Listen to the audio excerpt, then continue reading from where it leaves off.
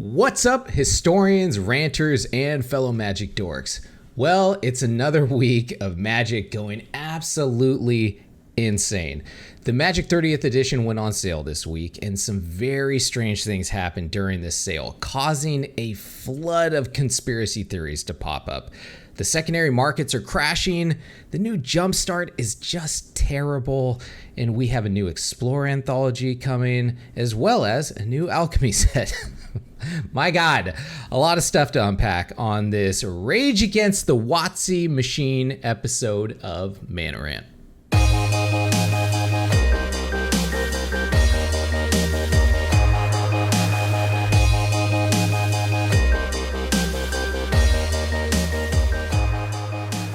But first, I'm Hoshi, aka WotC Truth Seeker 69, and I know the real truth behind the Magic the Gathering 30th edition sale. I have to protect my sources, but a little birdie told me Bigfoot is behind the whole thing. I knew it the whole time. Weird. Yeah. Very weird. I knew it too. I mean, geographically, that would be correct because Bigfoot is from the Pacific Northwest, and that's where Wizards of the Coast is at. It just makes too much sense. Yeah, it does. I like this. I like where you're going with this. Yeah. Illuminati confirmed. This is going to be on our second podcast. We're hunting Bigfoot. And you are listening to this podcast, which is episode 99 of Mana Rant. And as always, I'm joined by a man slowly losing his mind over Magic. The hate train is pulling into the station. All aboard! Choo choo. And oh my gosh. I know, good job. And our conductor on this hate-filled ride is none other than Michael Apollo. Welcome aboard, ladies and gentlemen. I told you all. I told you Magic was going down. I was right. And we're on this hate train together, and we're going to enjoy this ride. There's VIP tickets.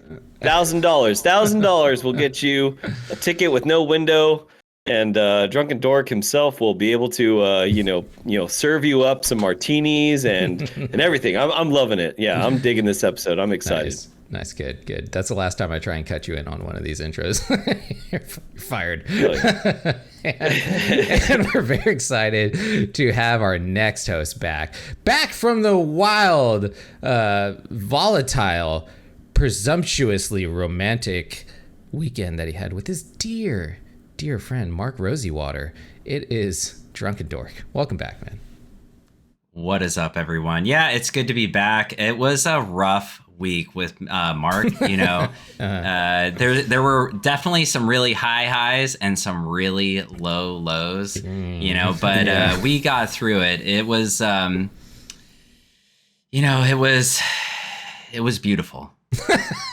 That is not probably how I describe it. Yeah. So none of this really happened. I got sick. That's why I wasn't on last episode. And it sucked. I hate not being on the podcast. So yeah. I'm glad to be back, and I feel significantly better now. And although it would have been nice to have a romantic weekend with Mark, he just doesn't respond to any of my sexting. I don't understand why. Like none of us do. Yeah. Yeah. I send him like close-ups of my butthole, like you would think. Oh my God. Yeah. And Michael's favorite, I send him like schmegma pics. See, this is why our female viewership is 0%. Yeah. We've I'm gonna have to put some editing in this one. We've narrowed it down to the dude. You better do not edit my schmegma. All right. Oh my God. Gross. All right, well, welcome back, guys. This is Mana Rant, and the three of us are a bunch of nerds who've been into Magic for a very long time and friends for longer than that. And we talk about everything in Magic. We talk about Arena a lot, but yeah, we've really been talking about everything recently, just because everything's been so insane, right? So our show is cut up into a bunch of segments, just that mimic Magic the Gathering. We have the untap, upkeep, draw, main phase 1. Combat, main phase 2, and end step cleanup, and finally discard. Yes, I said discard, not Discord this time. Nailed it. So yeah, and we have a different thing for each of those phases. So if you want to hop around, we'll have time hacks in the episode description below that tell you what exactly we're talking about during all of those. So let's just start off by jumping into the first one, which is our untap phase. Untap. And untap is where we untap drinks to start the show off. So Drunken, welcome back. What are you untapping tonight? Yeah. So I haven't had a beer on the show in a while because I've been working generally after the episode. So it's nice to be back and be able to be intoxicated with you two fucks. And all you fucks out there. And so I just have this Toucher.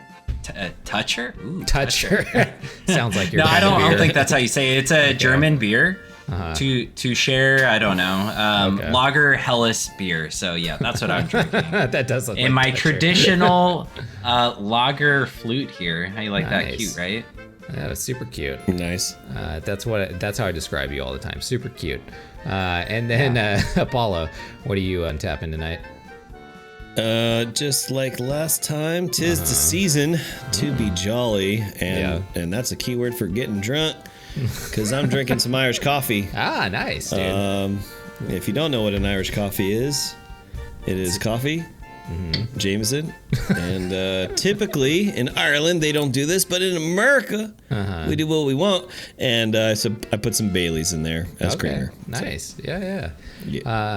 I am drinking a spiked hot chocolate tonight. So it's a hot chocolate, and then it's got some peppermint schnapps in there, as well as some coffee liqueur and some chocolate liqueur. So nice. Okay. Yeah, That sounds good. Very festive and in the season for us. All right. Well, cheers, boys. Do a good show. Cheers. And with that, we will move into our upkeep phase. Oh boy. Upkeep, get ya upkeep. Ooh, that's good. And our upkeep phase is our Reddit rant, hosted by Michael. Yeah, right. It's good. Good. A little bit more Jameson than I Yeah, you made it right. All right, so a little more Jameson than coffee in there. it's fine. The Jameson's going to help this Reddit rant, because Reddit rant is where I scour the internet for the angry, the pissed off, the salty, and we got a doozy this week. It's a little bit shorter, but I wanted to get some the anger that I've been feeling personally with Magic Arena. So this is from the subreddit MTG Arena Pro, and it's posted by Dead in the Head. I feel salty. Just doing some sore loser whining. I played a match with someone with a 200 plus 5-color deck. Pulled every mythic and goddamn rare out his back pocket. Somehow found the mana to play them. And I, with my perfectly curated deck, pulled the worst possible hand out of a billion possibilities. This guy is a math genius. He knows the possibilities of getting all his cards. Billion possibilities sounds pretty bad, but so this is the Reddit rant. What I really liked about this is not obviously like the complaining about losing the decks with 200 cards. It's the comments. The comments are always gold. Always gold. gold. This guy goes, his belief in the heart of the cards was stronger than yours. That's a That one's pretty good. Yeah, I like that. So I also like this guy's where he's just like shuffle better. Yeah, that was my that was my favorite one. This is the Reddit rant. Funny stuff. But Hoshi, what do you think about this Reddit rant? Yeah, it's great. I mean, it's silly. We all feel like whining about Arena sometimes like this, where you're just like, how? You have 250 cards. How are you just pulling like, how are you getting all 5 land colors out of that? That is ridiculous, and then you could just have everything, the right amount of lands, and then you're just next thing you know, you're on Reddit. Yeah. Well, and you're on a suboptimal YouTube channel. So Absolutely. Drunken, what'd you think? I I got a question for you two. Do you ever play Arena and you get so frustrated you try to literally snap your cell phone in half? Is that ever? Yes. No, Yes, but yes. I have punched. I have done that. I have punched my cell phone very lightly, but I've been like, "Urgh." Yeah, I'm just kidding. Yeah, no, I feel you. I feel this guy. You guys summed it up, though. Yeah. Nice. Hoshi, back to you. All right, guys. Well, that was Reddit rant. So if you guys have anything that you find on the internet, throw it our way. And with that, we will move on to our draw step. Let's draw. And draw is our MTG News, hosted by the most promiscuous big-headed anchor, maybe, I don't know, to ever exist. Yeah, don't quote me on that, but yeah, he's pretty promiscuous. Yeah, Drunken Dork! I mean, if promiscuous is sending beehole pictures to Mark Rosewater, then yeah, I am promiscuous. I'll count it. What is up, everyone? This is MTG News, and unfortunately, I don't think I have everything in front of me, so Hoshi's going to have to help me on this, but I am going to start with something that Hoshi touched in the intro, which is we got some Alchemy, the Brothers War cards spoiled for us here. And are you fine with starting with that, Hoshi? Yeah. Go right ahead. Okay. So just recently, they said they were going to be spoiling on the 29th of November, Explorer and Alchemy, and they didn't really show anything with Explorer, unfortunately, the Explorer anthology, but they did reveal some Alchemy cards. With Explorer, they said that it's coming out the 13th of December, and it's going to be 25,000 gold or 4,000 gems. So I think that's pretty standard with those price. Anthology deals. Yeah, which to me, it's always a deal because, like, dude, wild cards are valuable as hell. So, crafting is and you're getting really 4 hard. of each with them too, right? So that sounds totally reasonable. For sure. Yeah. I mean, if you were going to go off of the off of the arena standard of 4 rares for $10, then it's the value is totally there. Yeah, absolutely. They're all over the place. But let's go over these cards that they spoiled. And these are going to be the Alchemy cards, the Alchemy cards. So these are only going to be legal in Alchemy and Historic. Mm-hmm. And the first one we have here is Radek Tal Zealot. And it is 2 white black for a legendary creature human knight, a rare. It has hexproof from white and hexproof from black. So this is kind of a callback to the original knights back in Revised and stuff. That there was a black one and a white one, and they both had hexproof from the opposite color. Yeah, I think Dominaria had those too, didn't they? They probably did, yeah. And it says whenever one or more knights you control attack, draft a card from Radek Tal Zealot's spellbook, and it is a 4/4. So this card can go take a shit because I ain't reading that spellbook. And for 4 mana for a 4/4, that doesn't, that's okay stats. Yeah. But like, spellbooks are dumb. What do you guys think? Dumb. Yeah. I don't care. 4 mana, I'd rather have a Lord with like a more powerful effect. Yeah, and that spellbook has to be just awesome. And I guess the nice thing is whenever you cast him, it's whenever one or more knights you control attack. So you can cast him and then get the trigger off of that turn if you already have a knight on the field, which is, I guess you can get, a knight every turn. Still expensive. Yeah, for 4 mana, I'd rather be playing that card, I forget what her name is, but whenever your opponent draws a card, they lose 2 life, and whenever you draw a card, you gain 2. Like, that just seems infinitely better. Shieldred, much better. Yeah, Shieldred, yeah. And then next we have Yodian or Yotian Courier, and it is blue and a red. I'm sure I'm saying that all wrong. It is a creature human artificer at red, or at rare, It has flying, and says when Yodian Courier attacks, choose one that wasn't chosen during your last combat. So it has to go back and forth. It says create a tap Power Stone token, or seek an artifact card with mana value equal to the number of Power Stones you control, and it is a 2/2. So it is a 2/2 for 2 with flying, which are pretty good stats, honestly. Yeah. But I'm not too big on these other 2 abilities for this card. What do you guys think? Yeah, it's just too slow, I think. I mean, it's easy to Agreed. kill. Yeah, it's too slow. Is it Spell Slingers is already like pretty optimized, and it's already there's a lot more you can do for 2. I guess if there was a new archetype, seems like depending on artifacts. Power Stones, but Yeah. There's not. there's just not, unfortunately. yeah, it seems like you would have to like try to make something to try to make this one thing work, and as we've seen in Magic, that doesn't really fare out too well. So. Yeah. All right. Next we have Falaji Antiquarian, and it is 3 in a red for a creature human artificer at red. I keep saying that. At rare.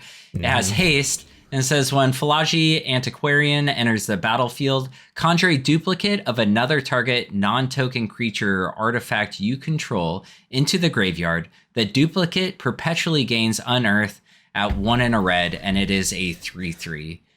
This card, I think, is kind of hard to evaluate, honestly. Yeah. Text salad. Yeah. And There's a lot of weird stuff going on. Exactly. Yeah. Keep going. What else do you have to say about it? It's weird because most of the things that you want in the graveyard to be able to unearth are things that are are of high mana value, you know. So picking something that's on the battlefield already that you control, I don't know, it just doesn't seem great to me, especially for 4 mana. Her having haste is fine, but yeah, I'm not seeing any combo potential really. I mean, maybe I'm missing something, but it's not, nothing's popping out to me right now. Apollo? Yeah, it's kind of hard to evaluate this card. Conjure a duplicate of another, so it's already in your graveyard. The only thing I can see is Mardu Reanimator, to try to make Mardu Reanimator work. Getting cards that have what is it called, the Praetors and stuff. So Elish Norn and stuff. And they'd already have to be on. They'd already have to be on the field to be able to do this. So that's no. It would have to be in your graveyard. So you can mill it. No, the card you're copying is on the battlefield. Has to be on the battlefield. So the card goes into your graveyard, but the card you're copying has to be graveyard. on. Yeah. One that you already control. Yeah. So that's what I'm saying. No, I don't like this card at all. Okay. So I think the high on this card is it creates a duplicate of a card, which is very interesting and very alchemy, because you can't do this in paper. Yep. You know, you can't really create a duplicate of. I think there are a couple cards that do that, but generally you can't do that. So it's kind of interesting because it's adding a 61st card to your deck potentially, or whatever, And so I'm sure there's some kind of weird shenanigan you can do with it. So I don't have this high, but it is a 3/3 with haste as well, so that's not necessarily a bad thing. But 4 mana is a lot. Yeah. And so next we have Rusko Clockmaker at 2 blue and a black for a legendary creature human artificer, and it is at rare. And it says when Rusko Clockmaker enters the battlefield, conjure a card named Midnight Clock onto the battlefield. Whenever you cast a non-creature spell, put an hour counter on each permanent you control named Midnight Clock. Each opponent loses 1 life and you gain 1 life. And this is also a 3/3. I'll just hand it off to Apollo this time, actually. What do you think of this card? Historic Brawl. That's the only place I really like it. Yeah. Okay. For any other kind of constructed play, it is it's too slow. But for Brawl, fuck yeah, this card's dope. I like this as a commander for sure. Yeah, Hoshi. Yeah, you nailed it. I feel the same way. Maybe you can stick it into a deck somewhere, maybe an alchemy. I don't think it's good for historic. So Midnight Clock still legal in Standard and Alchemy? That card's been out for a while, right? I don't think it's in Standard. No. Yeah. So if it's not in Standard, then it's probably not they have the same cards in them. So this is just a weird card to put in Alchemy, and in Historic, this is going to see the light of day, I'm sure. No. And then we get into the good cards coming in, or at least decent cards, I should say. The first one's going to be Lonely End. It is 1 and a black for an instant at uncommon, and says choose 1. That's always nice. Whenever you see that at the beginning, that always makes me happy. Target creature gets -3/-3 until end of turn, or remove 3 loyalty counters from target planeswalker. If you weren't the starting player, you gain 2 life. which is an interesting ending to this card. Hoshi, what do you think of this card? I like the end of it. I just don't feel like the removal part of it is super good. I mean, it's nice that it's an instant. -3 is not bad.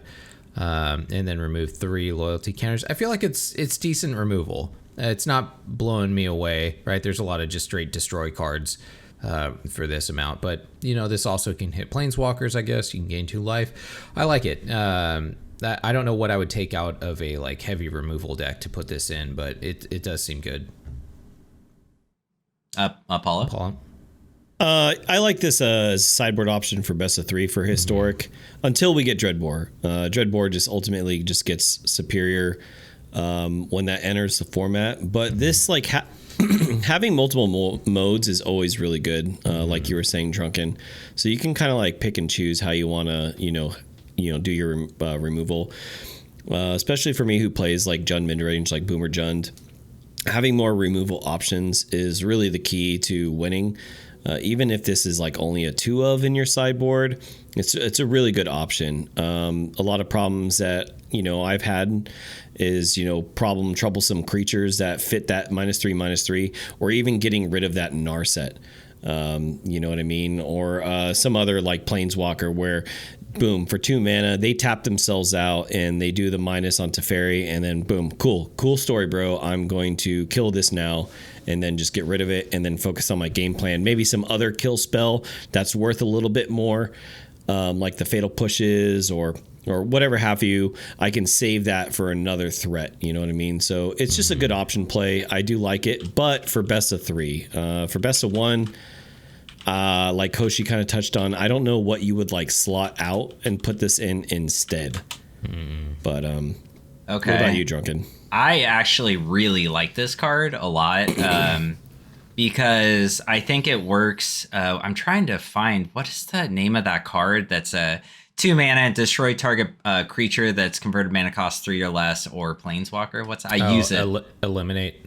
Eliminate, yeah. So I use that card a lot, right? And it's an incredible card in historic. But then after, something is over 3 converted mana cost, then it just doesn't work, period. Then it's just a dead card in your hand. Yeah. And where this actually works more like a combat trick in Constructed, which I think I really like that aspect of this, where say someone puts down a Shieldred, for example, and then that other card isn't going to eliminate's not going to do anything against a Shieldred, but this potentially, with a combat trick, if they attack with their 4/5 into your 2/2, then you just get rid of a Shieldred with a 2/2. And so I really like this, and I'm definitely going to mainboard this card in some of my decks. It's a good point. This is a little bit, because of the combat trick ability of this, it's more suited to a creature type deck where not strict control, something where you're actually playing something. Yeah. Okay. I like that. And then next we have Argivian Welcome, which is 1 in a blue for an instant at uncommon. Both these uncommons I think are significantly better than any of those rares we just said.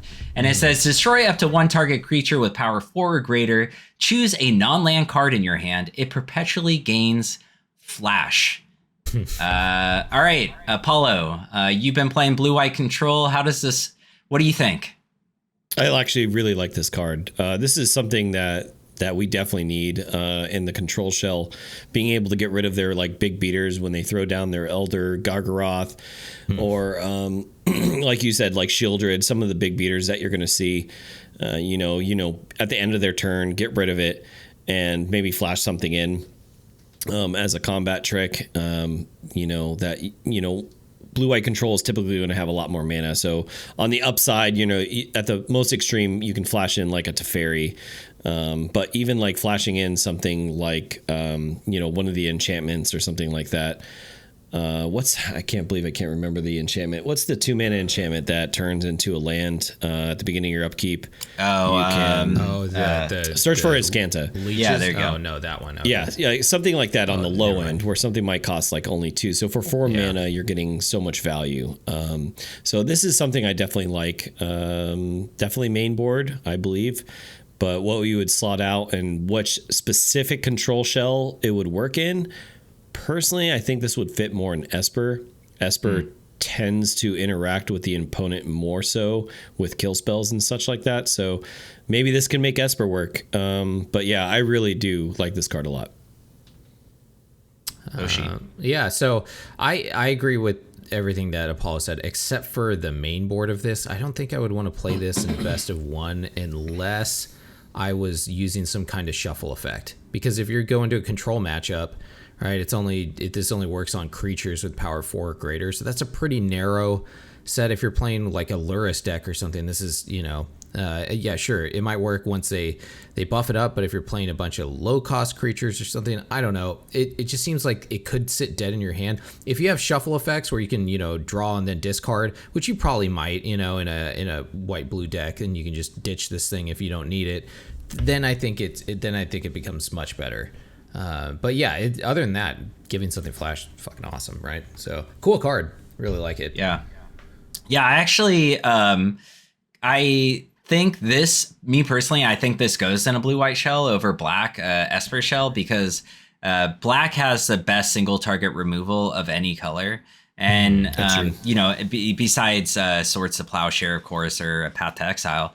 And I think this just fits in a blue-white shell just because they don't have a lot of removal in their single target removal, and this would go good. And then on top of that, you're like, okay, I'll destroy this creature, and in the meantime, but then I'm going to give my board wipe flash. So fuck you on your next turn, because I'll just board wipe you. When you swing in with everything. And that's a good point. Yeah.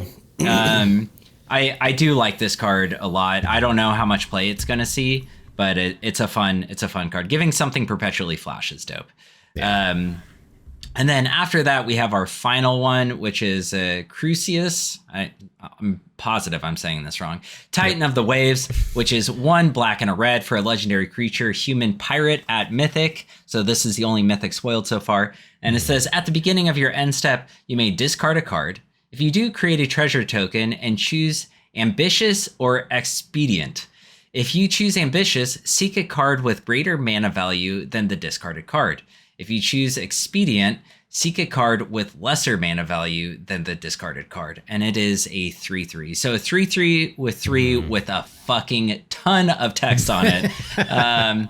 Yeah. So, Hoshi, what do you think of this card? I love this card. I think it's fantastic. As a primarily jank player, right, who's trying to make weird combos or try and find some specific card. This is great because it accomplishes 2 things really well, right? It's throwing something into the graveyard, so it's you're looting basically, but you're very specifically looting, right? You're able to discard a card and then pick whether you want to seek something from a lower mana value of that or a higher mana value of that. So you can it gives you very finite ability to seek things out of your deck, where if you're trying to look for combo pieces or something, this could be very useful ability. Yeah. And you're getting that card in the graveyard too. So right, you might want to get rid of that, or you might want that in the graveyard too. So I think this card's really good actually. When you're trying to specifically, meet some kind of goal in your deck, like trying to assemble a combo or something like that. This card's great for that.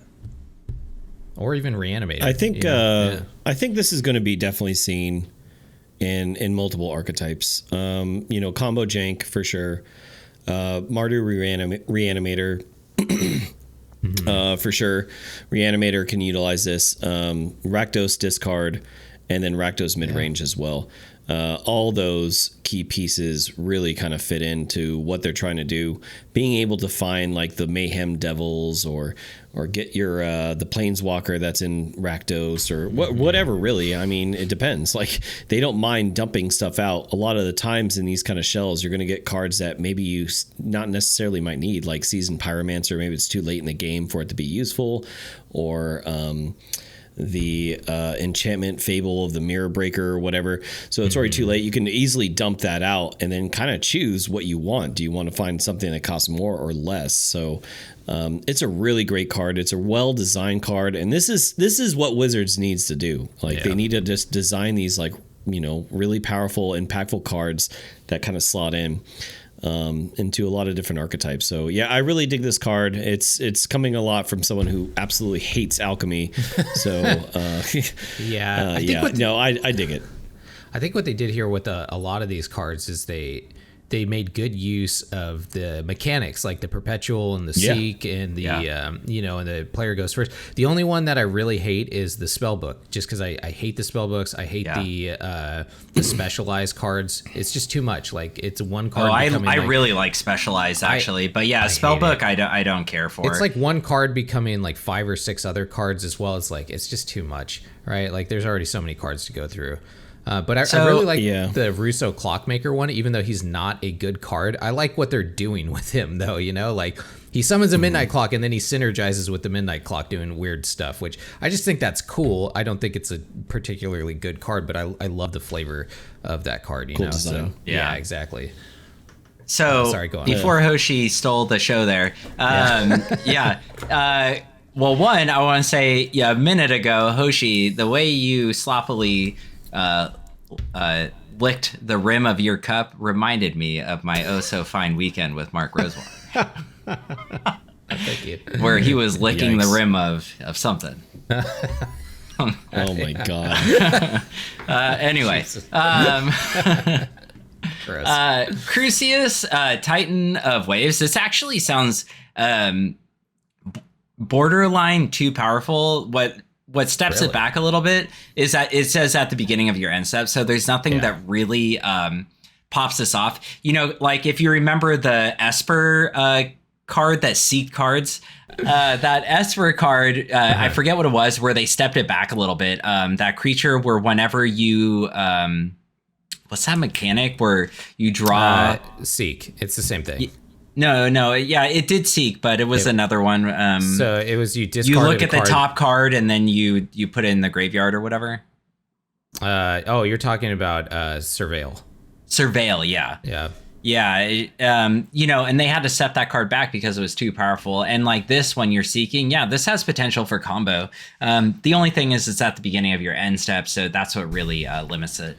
And I'm excited to see this in Historic, and I think we will see this in Historic when it comes out. Yeah, that's a good point. I think you're right. If this had that mechanic when it came in, and like every time during like whatever main phase it did this, like that would be way too powerful. Yeah. But yeah, at the end step is when it's too late for you to really like make use of that card unless it's an instant or something. So that does kind of make it a little bit worse. But yeah, interesting cards. All right, cool. Anything else that you want to go over? For news, generally we do like what we've been playing this week, and did you guys want to go over that? Sure. I've been playing some straight jank right now. There's a great combo that came out with liquid metal coating, which is a 2-drop artifact that allows you to turn anything into an artifact. And then when you do that, like you can just do artifact destruction basically on anything. Lands, enchantments, planeswalkers, whatever. And then if you use Karn and you turn their lands into an artifact and you plus Karn, he destroys that land. So it is, it's great. It's of course, yeah, but it's pretty good. It's surprisingly good. And because it can hit anything. I feel like land destruction, one of the problems with it is that it only hits lands, right? So like if you don't stop your opponent very quickly from like, reaching whatever thing, if they have a low fast deck, you're dead, right? Like you can't really do anything against it. So this one can hit, it's a lot more versatile than a lot of land destruction decks that I played, and I'm a horrible person, so I love land destruction. So yeah, of course, we all know you're a terrible human being in general. Just that's not with Magic, just life in general. That's why you're my only friends. It's because I blackmailed you guys. I have stuff on all of you guys. I will release the photos if you stop being my friend. Oh my goodness! Which one? All of them. Okay. All right, and Apollo, have you been playing anything besides hate? Yeah, dude, besides drinking Haterade. hate arena. I went from I was Diamond last season, Diamond 1, and I already expressed my anger about not reaching Mythic through like the Shufflegate conspiracy. So this season, they put me down to fucking Platinum 1, and I went all the way down to Platinum 4. I would have gone lower, but they won't let you D rank, which I guess. Thanks, Watsy, for making me feel better, because I haven't won. I actually only won one game the entire season. That's not a lot. Wow. I won one game. One. Yeah. I got screwed every other game. And then I saw a bunch of fucking jank, like the Char Belcher fucking jank. Yes. The fucking, I'm just sitting there watching my opponent just jacking off, dude. Just getting everything they want, man. See, and jank, I'm just the dummy. Jank I'm works just the dummy sometimes, for them to test it on. They're like literally testing all these decks, and I'm the one that's fucking just the test subject number fucking. You're the cannon fodder for it. Yeah, I'm just like, cool, dude. And then like their content's doing really good, like they're recording like, oh man, look, this guy sucks at Magic. And I'm like, I'm just drawing lands, or I just don't see land. It's fucking horrible, man. I can go about this fucking forever. I can make an entire episode about how much I hate this shit. So yeah, no, I haven't been playing much because I keep losing. Reddit? So did you try shuffling your deck better? Yeah. Did you try getting good? Yeah, I tried that. Also, if you believe in the heart of the cards more, that could potentially help. I mean, I don't know much about Yu-Gi-Oh. I tried, man. I don't know. Maybe I should be a Yu-Gi-Oh. You have to believe in yourself and the cards. I think that's the the gist of it. I think. Yeah, and you need cool hair. You need like cool spiky like laser. Yeah, hair. Definitely. Yeah, you need to dye your hair like pink and blue, like purple. Yeah. Do some cheetah print in your hair. Yeah, I'm definitely not the main character in the story, so I'm like losing, dude. I'm just losing in Magic, man. Nice. Yeah, I'm like when Drunken said like, did I try bending my phone? I actually did twice. I tried bending my phone this way. Yeah. And then I've tried I literally put pressure on the fucking thumb, and I was like, that's it. This fucking S22 is done, dude. Like I'm fucking just pissed off. Do we have any listeners who can prescribe Prozac or? Yeah. It's getting so bad where like I just know I'm not gonna win. So I'm just like, oh yeah, sure, of course, yeah, you're gonna get that, cool, dude. All right, I bet I don't draw a land. Oh well, I did. Oh, I did another land. Oh wow, like it's just like I can't even get angry anymore, man. That's why I don't play ranked anymore, because like I'll just be like, I see how this is going, concede, and then I walk away. I'm just I concede that the moment I know I'm already on a downward slope, then I just concede. I'm like, it's not worth it. You can tell. You're like, oh, third land draw in a row, huh? Okay, well.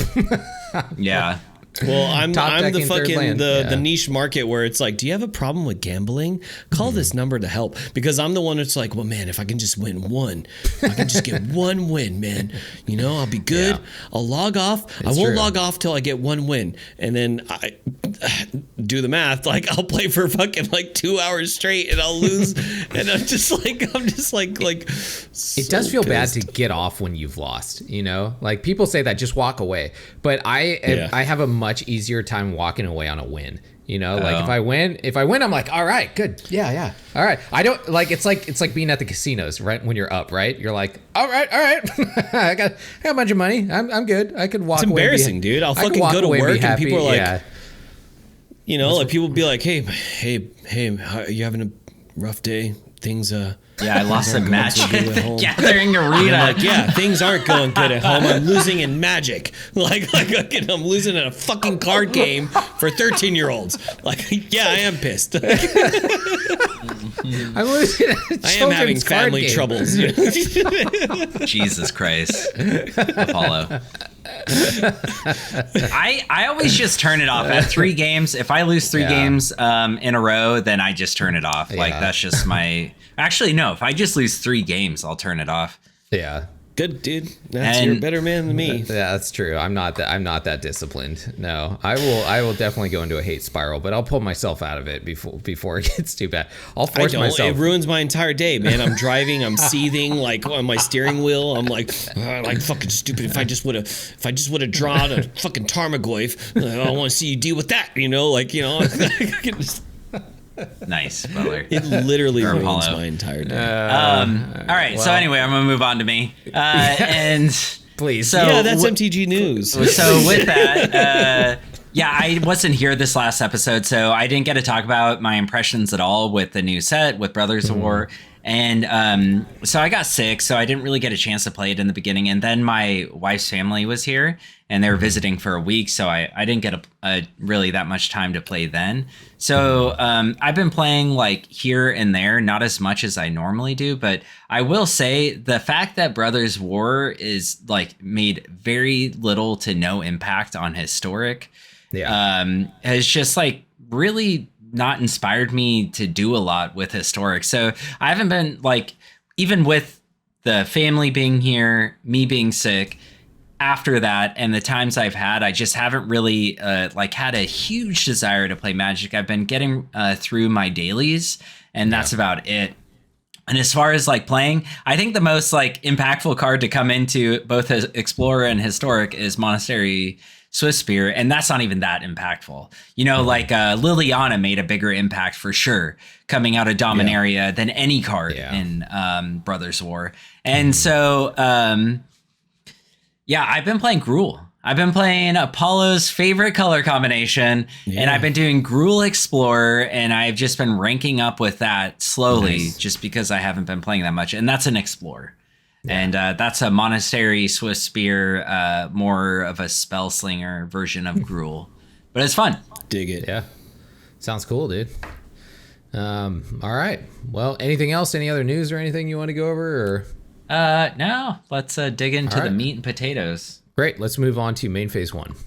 Main phase 1. All right, and main phase 1 is where we're going over all the 30th edition like craziness and just everything going on with it. You know, Drunken wasn't here last week, so we didn't get his take on the financial thing. So I think we're gonna go over that real quick.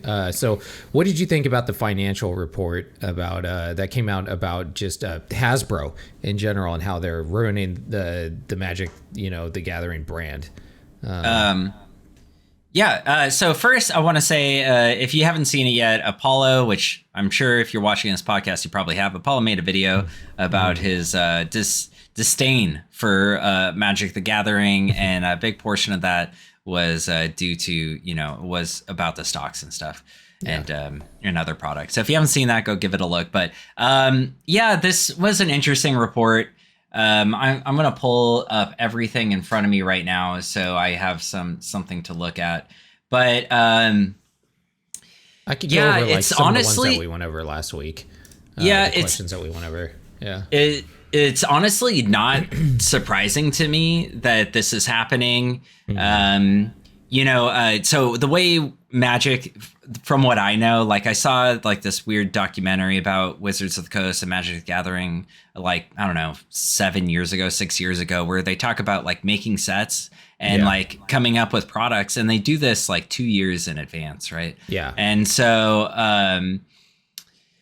or like a year to 2 years in advance. And so what happened in this report is they're saying they downgraded Hasbro stock, and they say a big portion of that is due to Magic the Gathering and it just being overproduced and not selling enough, and like some other bad decisions they made.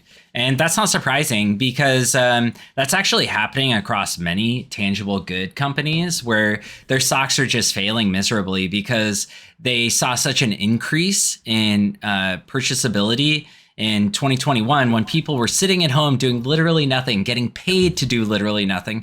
And on most people were getting paid more than they were already making to do more money. So they had more disposable income than they normally did, or at least felt like they had more disposable income than they normally did. So they were buying up stupid stuff like Magic the Gathering. Like everything went up in price. Everything was sold out. Like, it wasn't just because things weren't being able to be produced necessarily. It was just because people had a lot of extra money to spend.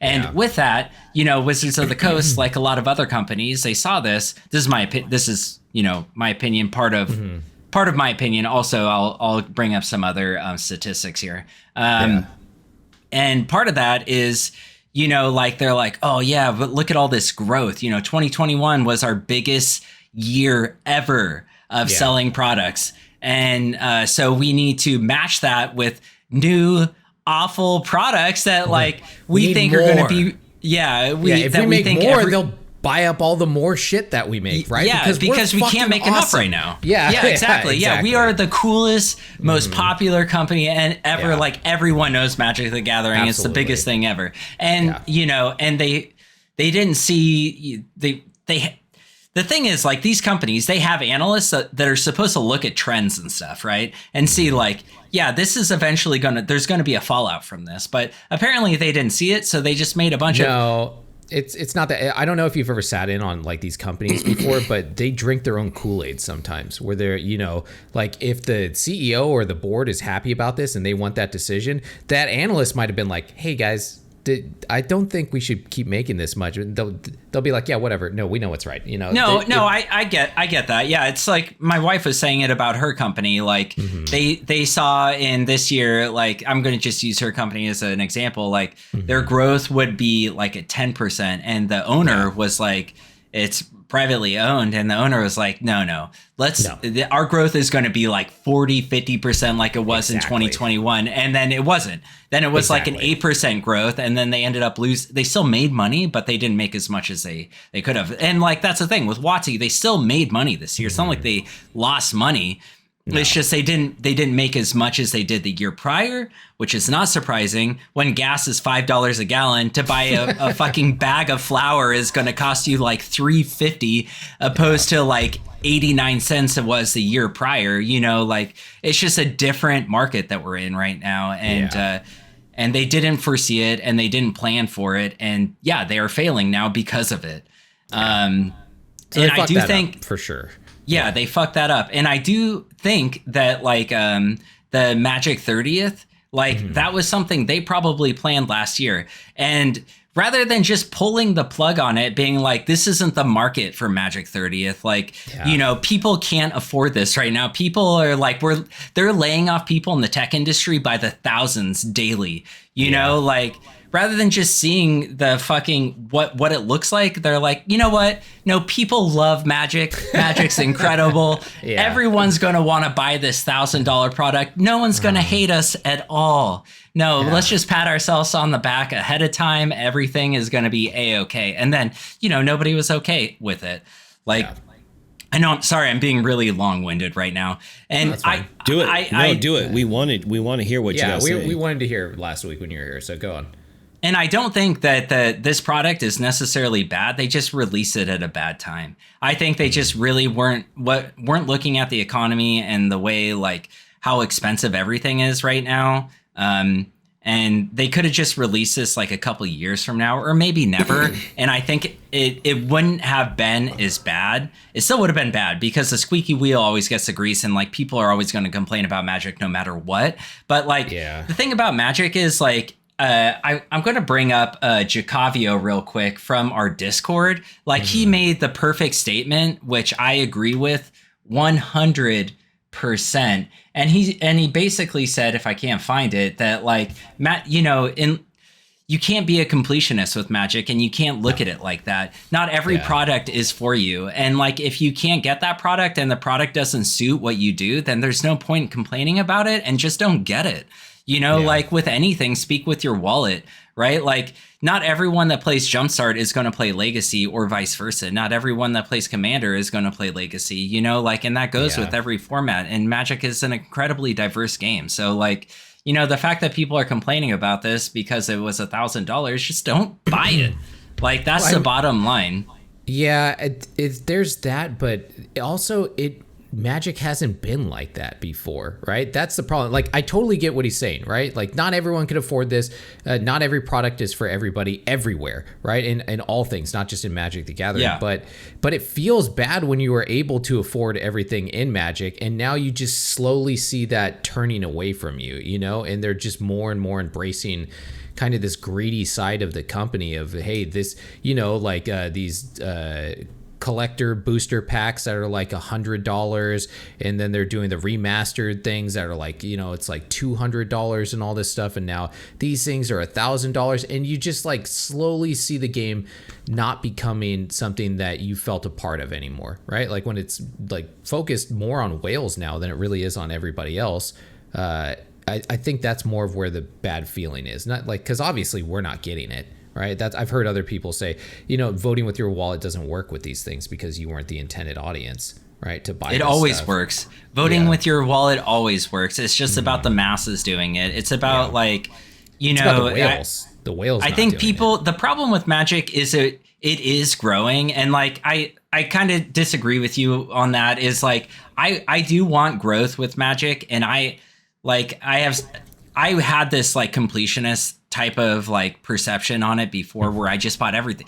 I used to buy the secret layers, I'd buy everything, but then finally I just got over it. I was like, it's overwhelming. And you guys touched on it last week, where I just got fatigued. I don't even touch the Commander products anymore because there's just too much Commander products.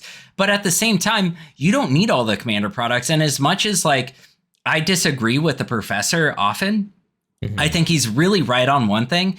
Don't buy sealed product, buy singles. If they have a Commander product and it's $50 for the box, but you can buy an individual card for it for $20, you don't need, even though the value is there with the $50, you don't need it, because then that's $30 more spent. And then what are you going to do with those other cards? You're going to just stick them in a pile of cards. You don't need that, right? And at the end of the day, you don't need that other card to begin with. It's just it's just another card. So I think as Magic grows, we're going to see this more and more, and Magic is going to continue to grow. We're going to see all these products that we're never going to want. We're going to see these products that are $1,000 again. I wouldn't surprise me. Eventually, hopefully in a better economy. But it's just I think people need to get over the fact that not everything is made for everyone, and that this is just how it's going to be. Many companies do this. This isn't just Wizards of the Coast. Yeah, but there's a huge difference with other companies that do this. If I'm buying a graphics card or something, those are something that need to there's actually a cost, an insane cost of making those things. These are fucking pieces of cardboard, right?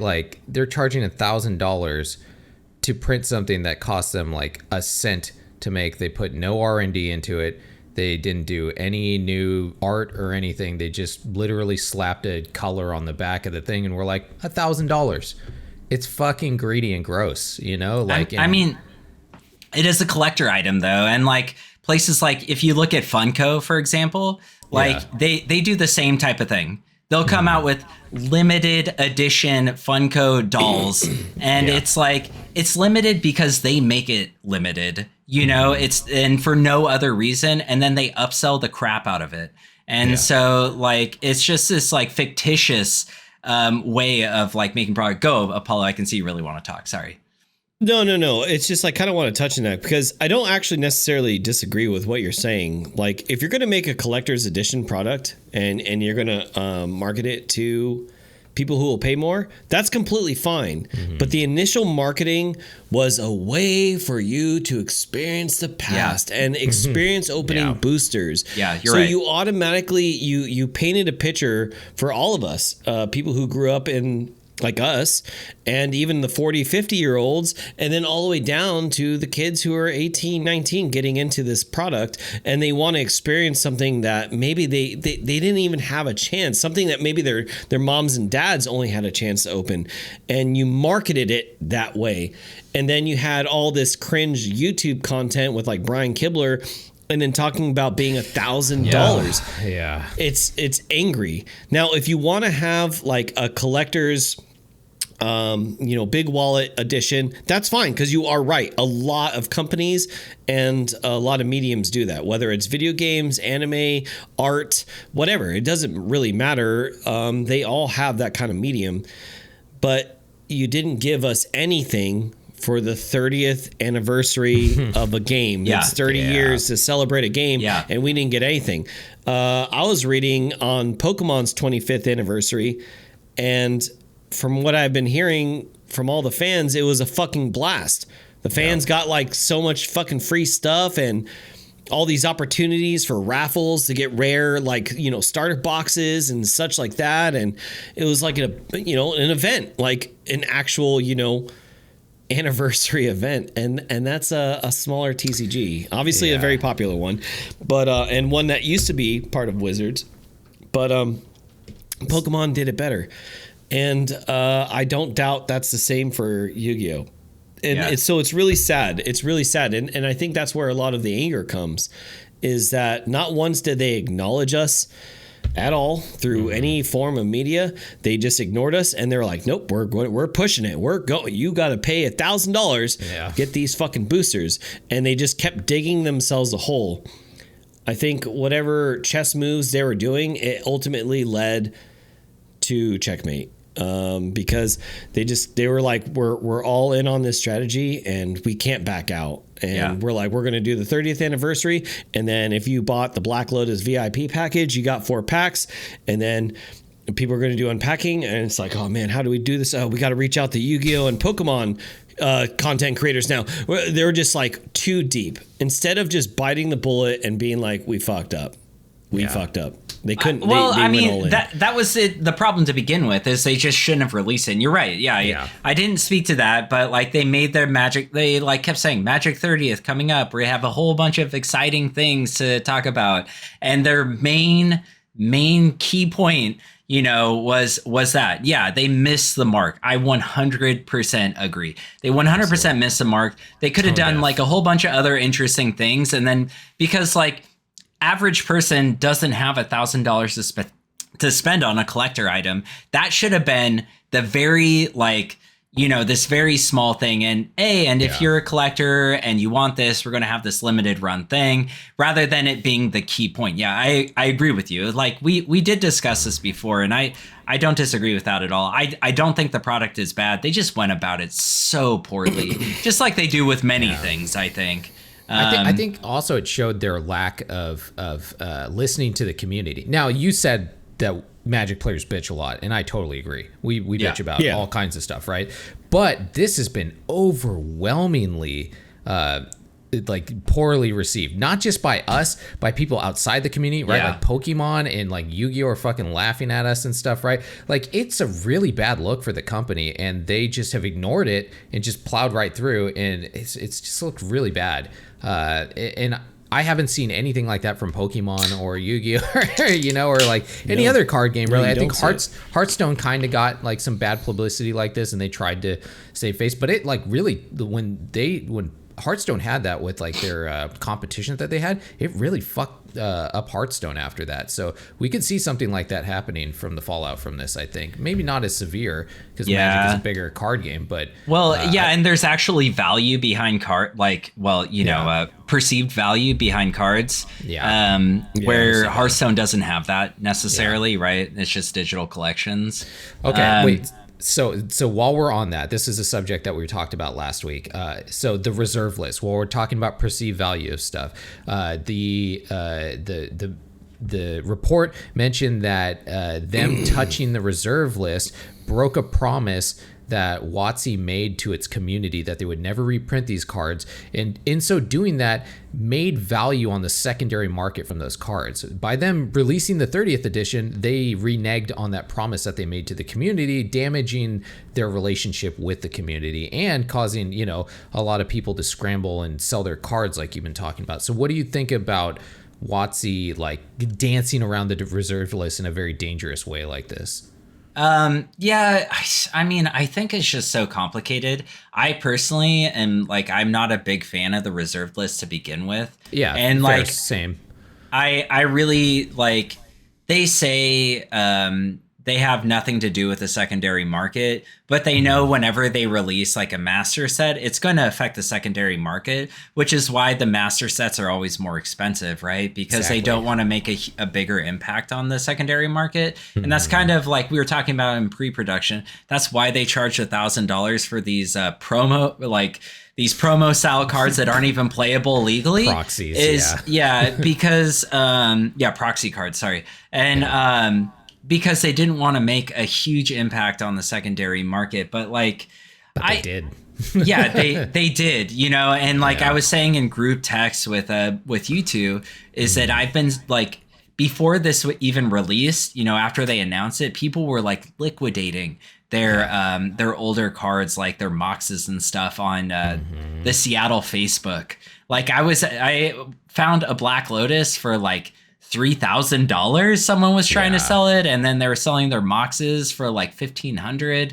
And these Card are Kingdom was buying them for $2,500. yeah. So that's pretty wild. That's a pretty big impact. Now, once again, like I think this whole thing is stupid to begin with because I think they should just be able to print whatever they want, but because it is a collector item, I do understand. It's just complicated, and it's a value that they made, though. They made the reserve list. A lot of people didn't like it. I agree. I've never liked the reserve list, but when they did that, and like Mark Rosewater, like multiple times, there are like tweets and blog articles of him saying we will never ever touch it, and like being really snooty. Rude. Yeah, being rude actually. and snooty about it, actually, and then them turning around and doing this. I have a feeling that he was opposed to making these. I think so, yeah. I think it's 100% Hasbro pushing all of this. He won't say it, right? Because, Hasbro is a company, but I'm sure that, people are giving him shit, but it's like, dude, he's fucking owned by, Hasbro. Yeah. If they say they're making this product, they want to tap into the secondary market, then they're fucking doing it, Yeah, they're heavily, poking at his ball sack, not in a good way, like in an uncomfortable way, Yeah, they'll fire him, for sure. Yeah. It is. You are right, because you guys are both right. It's a very touchy subject because it depends on what team are you on.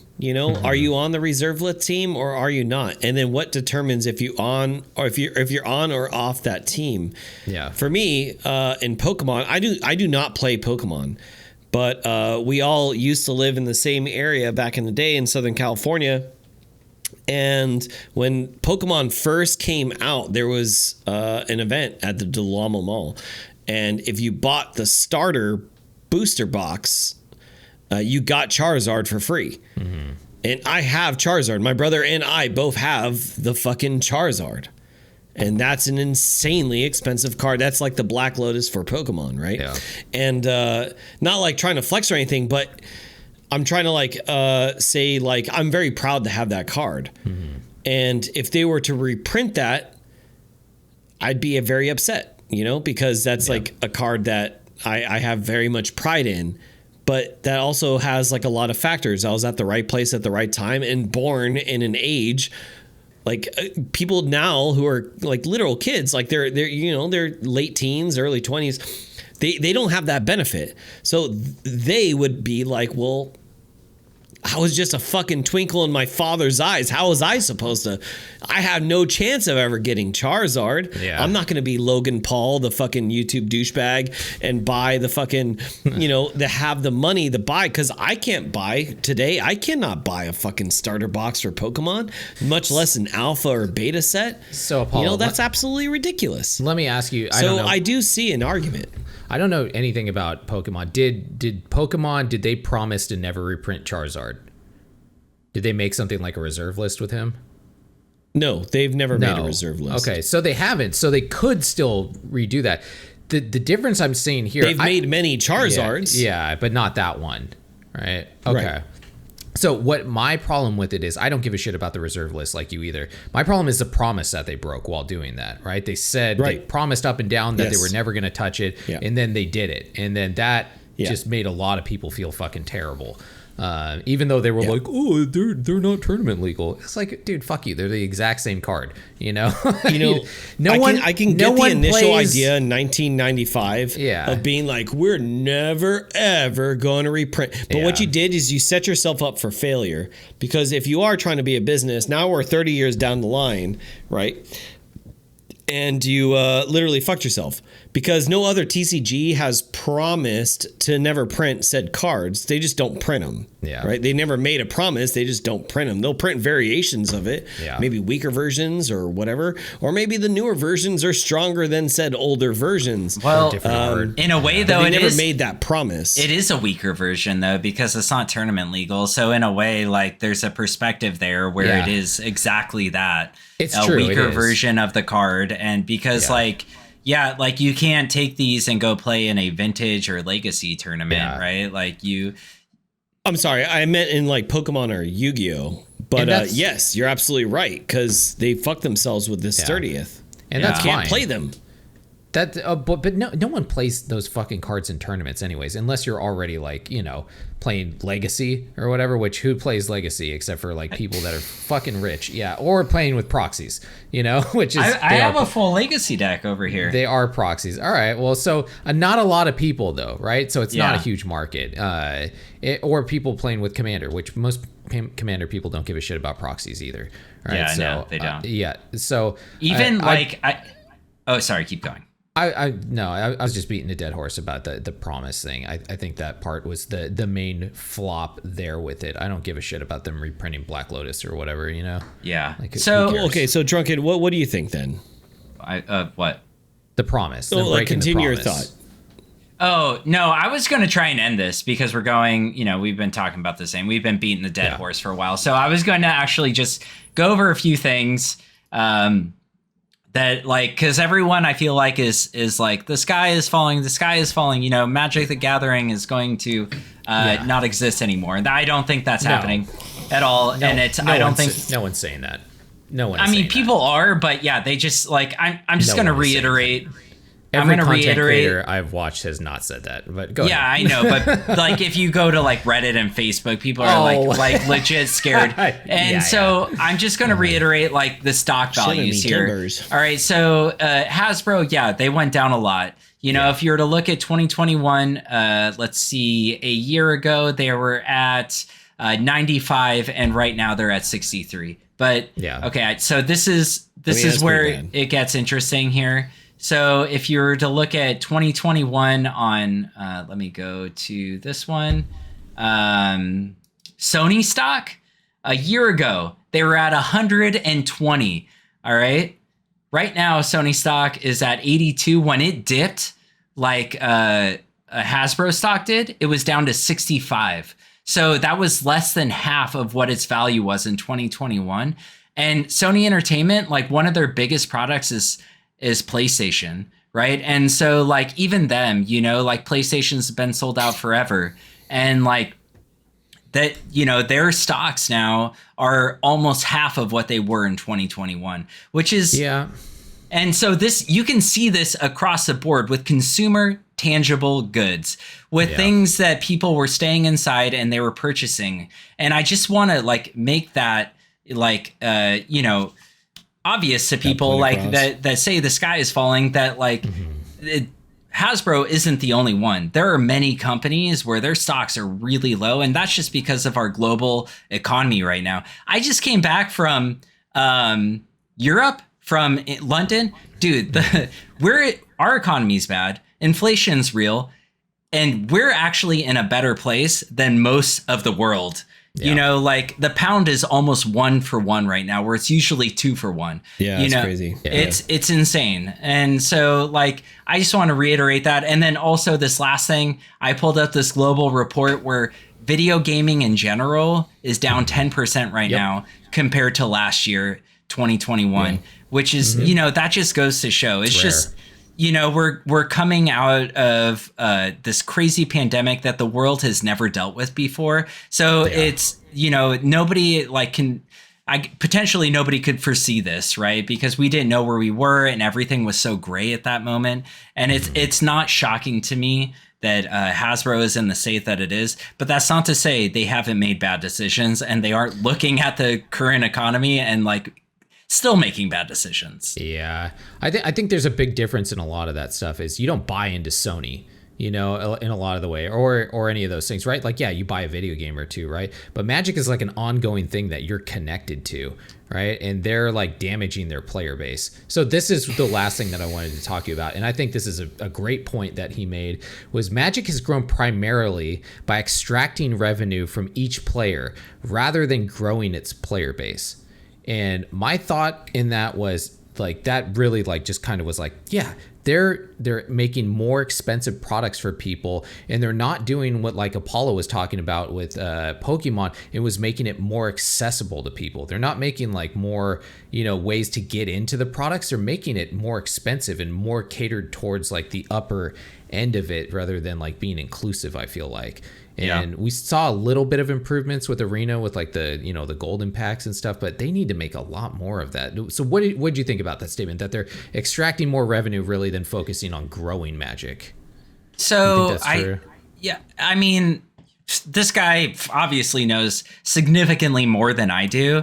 And it was like a deep dive into Magic. But the thing is, like, this is Hasbro as a whole, and it's kind of weird to look at, right? And I think his sample size, he never really discloses what his sample size is. Yeah. And so, like, it's hard to gauge what the reality of that is, because I don't care about that. What do you think about that statement, though? What do you think about that statement? You're dodging the question here. I'm leading. No, I'm not. I'm leading to the political leader. I'm completely leading to the question. And I you're actually discrediting him. So that's a logical fallacy that you're doing, but it's fine. Keep going. Okay. Well, I'm leading to the answer is that I don't think, like, yeah, that's bad. If that's a scenario, I do agree with that. Like, if you're going to ask me a very black and white question, then in that scenario, like, that's exactly what I just said is exactly what you're doing. Black and white, then that's bad. But I think accessibility, Magic is more accessible now than it ever was, just due to Arena. Arena is like one of the most accessible things that Magic has ever done. And they continue to make it more accessible as time goes on. So, like, I don't necessarily agree with that statement. I do agree with, I'm sure, like, they feed on whales, like, and that's what most, like, digital products do, and most collector products do, is they feed on whales. But, like, it's just like, without giving a sample size of something like that, it's hard, like, with numbers and stuff, like, it's hard to gauge what that actually means rather than just a statement, if that makes sense. Yeah, I get what you're saying. And there was a lot of, like, shoddy, like him not disclosing the numbers and everything that he did. But I think what he did was he talked to a lot of people that were Magic the Gathering fans of Magic the Gathering, and he talked to owners and everything like that. And he got the same idea from everybody that he talked to, is that more and more Magic is feeling like Magic is not for me. Magic is for rich people, and like that's what a lot of people are feeling like recently. And I think that's what he talked about there, was they're just extracting more of us, and everybody feels that pull of like you were saying, right? That fatigue that we're getting. Yeah. I don't know what their marketing is to other people outside, and I think you're right with Arena is more accessible and everything, but there's more that they could do to it, right? They can add multiplayer. There's so much Arena. More they can do with it. I have endless complaints about Arena. Endless.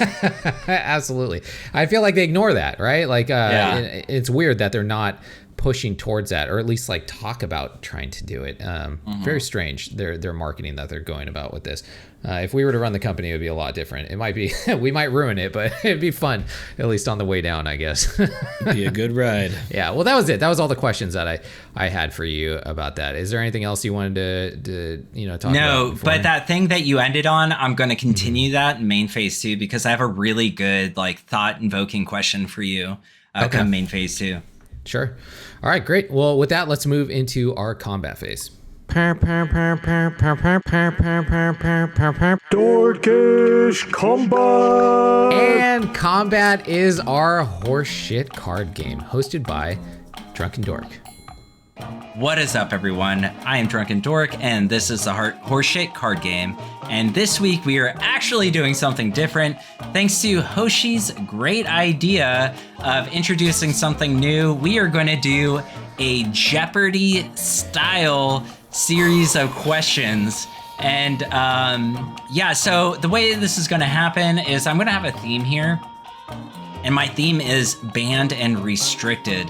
So this is all on, this is all going to be, since Arena's been around, these banned and restricted cards. And so I'm going to ask a series of questions, and these two have to make some sort of dumb sound to buzz in on, and give me an answer, all right? Unlike Jeopardy, there's going to be no negative points, but if you get the answer right, you get a point. We'll do it like that. Does that sound right? But you only get one guess, all right? All right, so here we go with the first question. banned in Standard October 10th, 2022, due to it slaughtering the competition was what card? Bing bong. Hoshi. Yeah. Okay, is it Meat Hook Massacre? Meat Hook Massacre! You got it right. The fuck? You some kind of Rain Man, dude? What the fuck? Yeah. All right, that's 1 point for Hoshi. We only have 5 questions. Okay. Hoshi threw this idea at me. I really liked it a lot, like right before the podcast. So I only had a little bit of time to come up with these. All right, next question.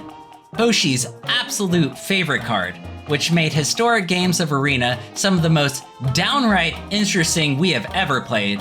And if you can't tell, I'm being facetious. Was this card suspended October 2021? Ooh. 2021. Beep, boop, beep, boop, beep. Is that a sound that happens when I don't? It sounds like it. Suspended in October? October 2021. And it's something that I really Ding like. dong, bing bong. Okay, what do we got? Apollo. That's wrong. Omnath? Wrong. All right. Oh, I know what it is. 2020. I'm gonna do a timer on it. Okay, I'll pass. I'll pass. I don't know. What do you think it is, Apollo? Oko? No. No, All I right. was gonna guess Fires of Invention, but yeah, I don't think that's right. No. Tibble's Trickery, your favorite card ever. Yes. I Oh. was double wrong. Yeah. Okay. Good. I'm glad I didn't guess on that one. Yeah. Okay. All right. Next question. Who could foretell this combo? Who could foretell this combo card was going to be banned in Historic in May of 2021? Bing bong. Go. Is it Thassa's Oracle? Boo boo! Thassa's Oracle. What the? How'd you get that? That's such a vague fucking way of asking. How'd you get that? There's a combo that got banned. Yeah. Yeah. So, yeah. It's pretty good. Cool. All right. Do you like jack off to fucking combos getting banned and shit, dude? Like, I like combos. I don't fucking know. All right. Next question. What mischievous character was suspended in Standard December 2019, just 2 months after its release? Bing bong. Oko. Hoshi, go. Oko. Yep, that is correct. It is Oko, Thief of Crowns. Yay! All right, I'm pretty sure Hoshi has this one. We have one more question left. I hate magic. We have one more left. Okay. And we'll just see if Apollo can get one. Okay. This infinitely annoying card was banned on Arena. This infinitely annoying card was banned on Arena Standard February of 2019. Oh. Man, I can't think of the name of it right now. Nothing, Apollo? A ding dong, bing bong. Okay, yeah. Oh, that sounds borderline racist, whatever you're saying right there. Yeah. What do you got, Apollo? Infinite possibilities. No. No. Exactly. You're using keywords like infinitely. Like, am I supposed to like think like it's a word play? I think I know what he's talking Foretell. about. What does foretell have to do with Thassa's Oracle? I don't know. Because an oracle foretells. So Bing Bong, is it the? It's a blue take extra turn card where it's like 7 mana and then it goes back into your deck afterwards. And it's got the guy. He's got the long hair. And Nexus he's of like, Fate? yes, Yes, Nexus of Fate. Nexus that was of it. Fate, Yes, yeah. that was it. Yeah.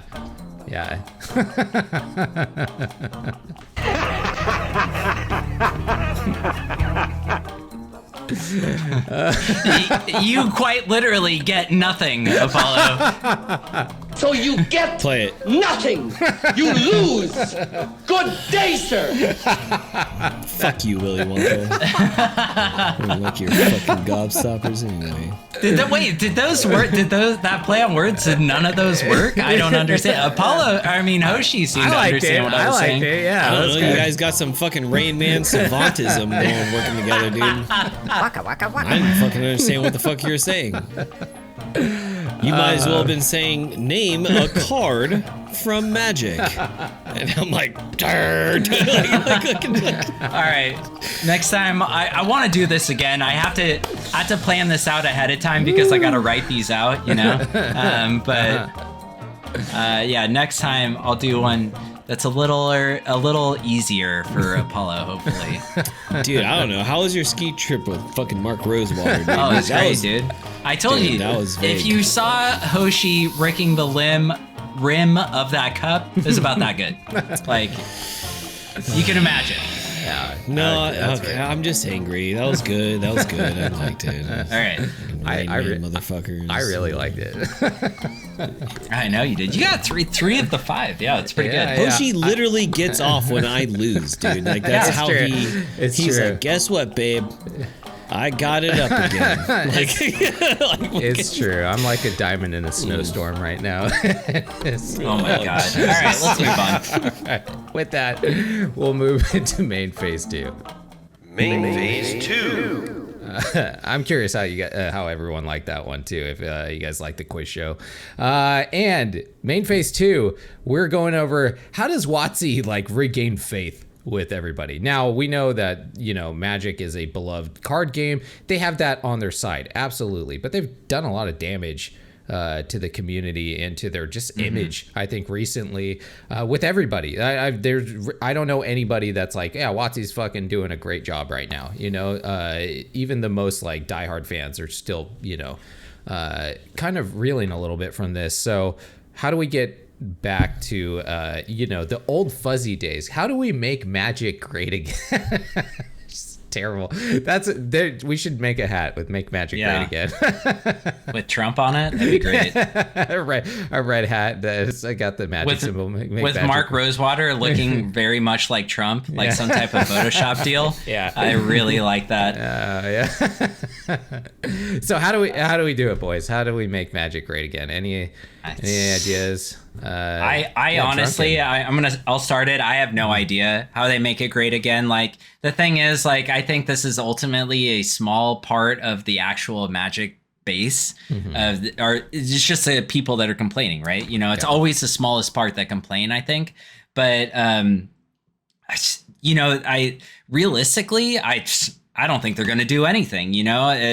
Like maybe they cancel a product or two that we will just never know about. Like that's how they make it good and they win faith back. They canceled that other $1,000 product they were going to come out with in February, right? They were doing another one in February? No, I'm kidding. I'm kidding. Yeah. I was like, oh shit, I didn't know about that. I don't know. I believed you when you said that though. So it's pretty bad. What's that say? Yeah, maybe. Apollo, do you got any big ideas for them to regain faith? So are you talking? Okay, so for them, there's a lot. Not for you. No, I know that your faith is gone forever. Yeah. What can they do as a company? It starts from the ground up. So for WotC, they need to do quality of life. They need to connect with their fans. So Drunken Dork made a really interesting point in main phase 1, and he's absolutely correct. So companies and corporations, they fuck up all the time. I mean, that's what they do. They're greedy, they're money hungry. They're in the business to make business, right? Like they're in the business to make money. They want what's in our wallet. And in order to do that, they need to have a product that forces us to use it. In this case, it's Magic the Gathering. So Hasbro, if you all didn't know, is the father company. They own Wizards of the Coast. It's a subsidiary of that Ultimate Corporation. So Wizards ultimately has to answer to what Hasbro wants. From the bottom, Wizards can make quality of life adjustments. Specifically for Arena, they need to adjust and talk to us Maybe even have like a subsection specifically for Arena. The bug issues. There's a ton of fucking bug issues. There's countless bug issues. It seems like every single set that comes out, there's new bug issues. When Apple iOS finally got Brothers War, there was the heating issue. Numerous people saying that they would lose 40% of their battery just from playing Arena for about an hour. Pretty bad. Yeah. There's people on PC on Mac iOS on like an actual like computer build of Mac, not necessarily the phone, reporting that the application process would be about like 60 to 80%. Okay. That's insane. Okay, so fix they bugs. need to address some like bug issues here, right? There's a lot of bug issues. So they need to do some like really deep dive programming. Something that Hoshi talked about in last episode, which I thought was a really good idea, was have like a third party kind of like dive in and read into their code. That's a really good thing, because having an outside party that has no actual like stock into the company is a really good thing, because all they care about is just making sure like, oh, here's my job. I need to make sure that this does what it's supposed to do. Yeah. Here's some bugs I found. Here's the fixes. This is how much it's going to cost to fix said issues. And then we can make your client work. Yeah. Well, not only that's something they can do. Sorry, with that point was because that's done a lot of the time in security companies for people that do like end-to-end encryption and all that kind of stuff. Yeah. They'll bring in these like, evaluators that'll come in and check and make sure everything is up to snuff. And if not, they'll release a report that says like, hey, they're doing this, but they're harvesting data here or something. And companies that are like in the security for like all the people that are paranoid with the tinfoil hats and stuff, they'll come and do this to like, put everybody at ease. Hey, my product is trustworthy. You can trust it, right? So if they were to do something like that, especially with Shufflegate and everything that we're talking about, right? Like people don't trust the shuffler at all. It seems I myself like have questions about like, what they're doing with it, because they kind of tell us, but do you trust WotC? I don't. So I don't, having someone else come in, an independent, and them doing an evaluation on it, I would trust them way more, right? So that would put me at ease a lot of the time for whatever is going on there. So and that's a great point that I want to lead into. So with like the Shufflegate like kind of thing, I know it's like funny to say like with the you get lands or you get nothing but lands or no lands and all that. It actually is true, because the randomized shuffler, it's not actually purely randomized. So for those who are not like computer savvy or don't know like anything about coding and stuff like that, to make a computer actually randomize something, it's actually an algorithm. And the algorithm that they chose is actually pretty specific for Arena. It's not a true like actual shuffler, right? Like, because a true randomized thing is a very hard thing for a computer to understand, because computers need to like understand how things go in order. So a pure like tell a computer to randomize something is actually kind of like a pseudo difficult thing to do. Wow. In this case, they designed the shuffler to randomize in another set of algorithms. So it's like, instead of like taking a deck of 52 cards and a human being shuffling it, it's saying, okay, yeah, you can do that, but make sure that like X, Y, and Z happens if A, B, and C happens. In this case, best of one, making sure that you at least have one land. And then best of three, making sure that they try to make a pseudo shuffler, but it really doesn't understand if you had like, it's kind of hard to explain. Just coding corner with Apollo. Yeah. It is. But we're going again, down a rabbit if you hole. had a coder, a point is if you had a coder, they can really like deep dive into this and make it actually work. I think that's like a good thing they can do. Okay. Another thing that for Arena is just give us what we fucking want, dude. Give us spectator mode.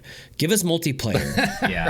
Stop shitting out all this dumb shit that people don't want.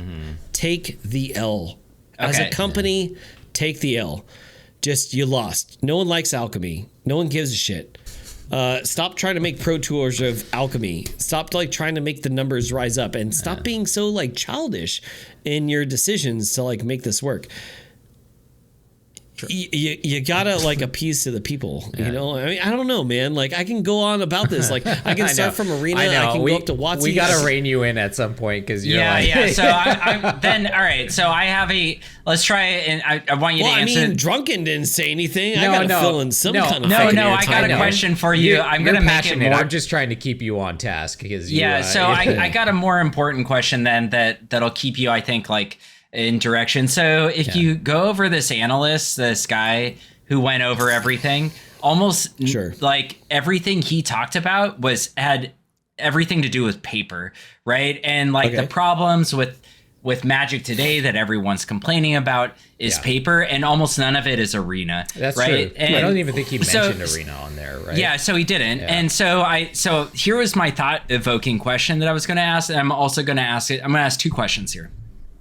All right. My thought evoking question would be, do you think Arena should separate itself from Magic, have its own head of like its own person representing it other than Mark Rosewater? Mm-hmm. Because he does touch on it, but he seems so disconnected from Arena that it feels like it would have, if they had someone who was just heading Arena, like they could potentially like speak to the Arena player more and less to Magic as a whole, because Magic has grown so much.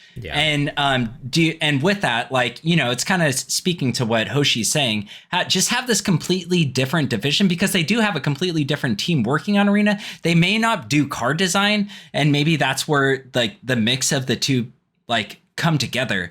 But do you just think that this should be a complete different entity that is handled differently, addressed differently, has different like you know, announcements and dates, so they don't muddle the two? Because I do think there's a different player when it comes to Arena and paper, and there are similar players that do both. Like us all. Yeah, I'm just gonna. Yep, absolutely. Perfect example, actually. Okay, yes, absolutely. They definitely should do another subsidiary. It should be two. And another example is Pokemon. Again, what did Pokemon stem from? The game, the video game, right? Yeah, the fucking game. Yeah, all it is now just opposite in Magic's case. That's true. Instead of the fucking game influencing the card game, now it's going to be the card game influencing the video game, and the video games can be, you know, combined into the Trinity, which is Moto, Arena, and apparently Spellslingers. I don't know what they're doing with that, or maybe some MMO that they might fill in the blank with here and there that fails. But you know, if they're going to do some kind of digital video game kind of thing with Magic, you do need to have that separate subsidiary, and that company can be able to focus on it and be able to kind of like, you know, not necessarily leech off of, but, you know, branch off of the card game itself, where it all stems from. So yeah, I do think that. Yeah, I agree for sure. Yeah, I think they should actually redo Arena because I think what they did was they had a completely different company at first building this, from what I heard, and they're working off a lot of legacy code that's built into Arena, and that's why they were saying like multiplayer just might never be possible with the Arena platform because of the way that they started off the code base on it. So they might need to migrate to an entirely new platform and just start all over again. And if I hope they fucking do that, they at least give us our cards, you know. But that's where it gets complicated though, right? I mean, there's a reason that, like, so if you look at MMOs, for example, like they can't, you know, like WoW has been running forever, right? Yeah. And they've taught, like, I've seen articles before where they talk about, let's redo WoW and a new engine. How do we But fix then it? like moving everything over, like all these legacy items that these people have gained over years, is almost impossible because there's like so many players with so many items, and it's just so much memory and stuff that it's like near impossible to do something like that. But is it impossible for Magic? I think with cards, WoW is a 20-year game. Arena is not. You know, like, is it impossible for Arena? Like, if they act now, they might be able to salvage something. I mean, it's about overhead, though. Like, anything is possible. It's about the cost of doing something, you know? And that's ultimately what it comes down to, is cost. I think if they're going to do it, they should give something to the players that are migrating over, but they didn't do that with MTGO. right? But that was a whole totally different economy. I doubt if they were to make a new version of it, they would change the economy very much. Originally with MTGO, sorry, I know I interrupted you there. What they did is they said, you send in your real Magic cards and we'll give you your real Magic cards in digital form. They had some kind of weird opposite thing, but that was like that should have been so much more expensive, because you have these people who are literally looking at physical cards and being like, rather than dealing with numbers and making like sub programs or whatever to do the math for them, like they had actual people being like, okay, now I have to go in and like input all that data. Yeah, that's crazy.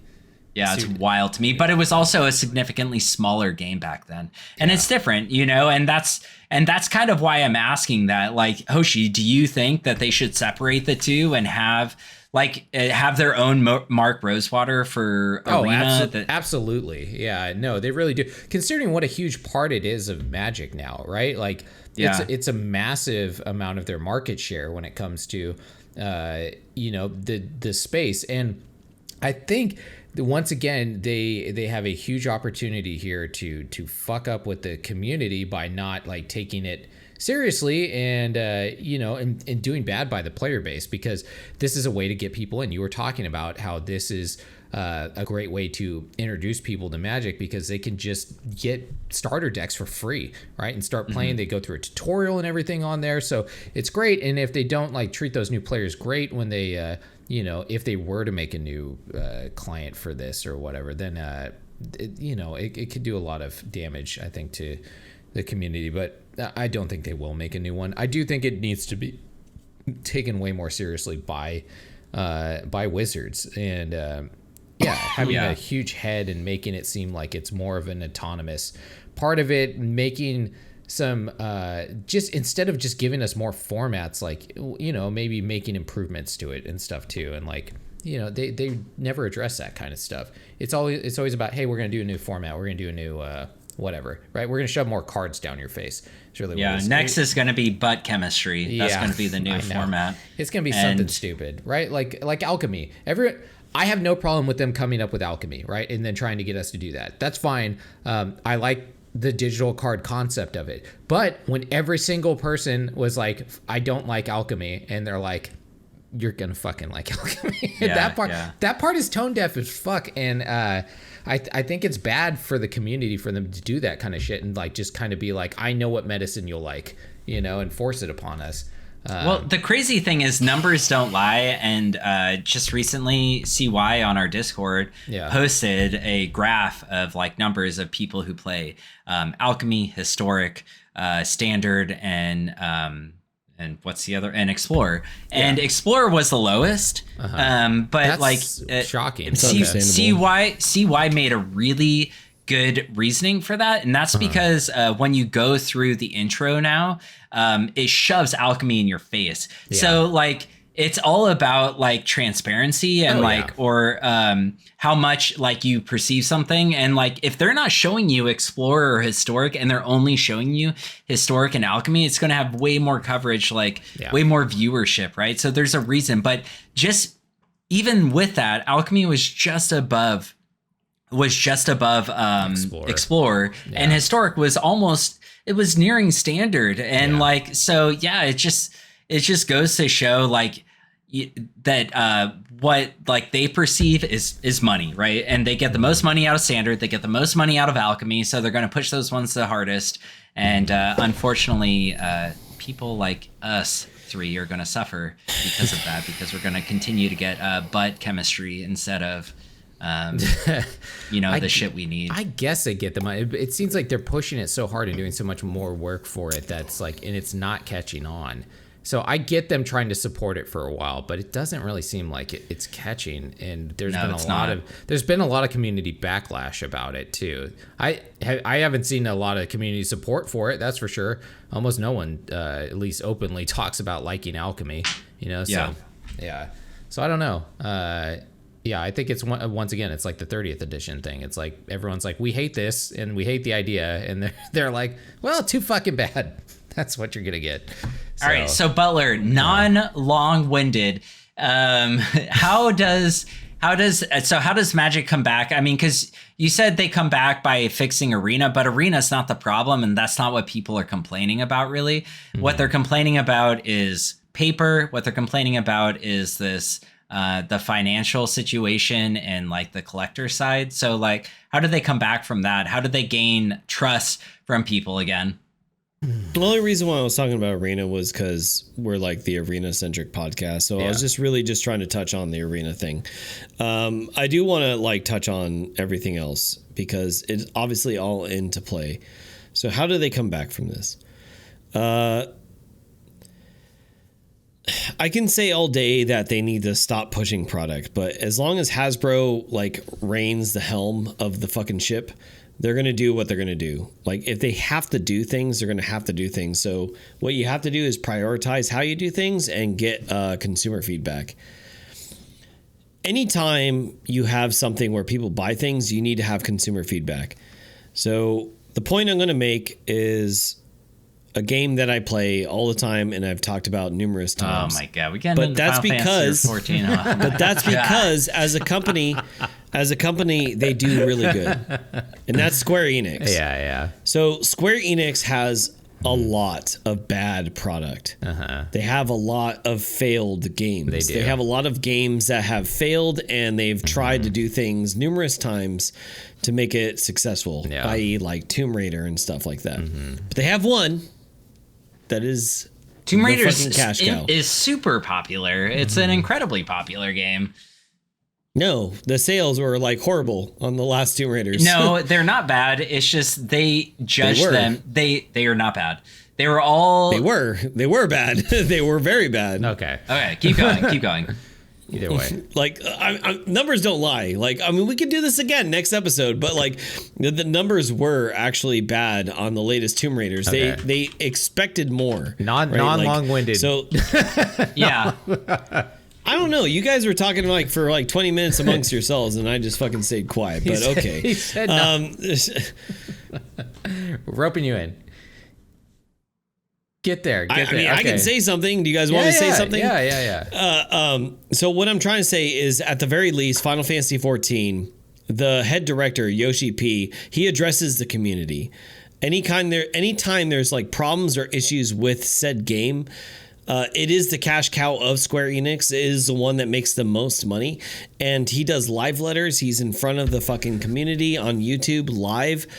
And he addresses questions, and whether or not things will get fixed, they're at least addressed. Like, so people will say things and he acknowledges them, and then they move forward and you see quality of life. And I think like at the very least, that's what people want to see from Wizards.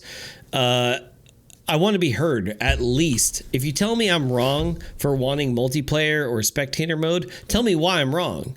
Tell me why it can't work. We get none of that. We get nothing. We get like literally nothing from WotC. Yeah. They don't say anything. They just literally ignore you on all forms of social media, and then they just post another like cringe video.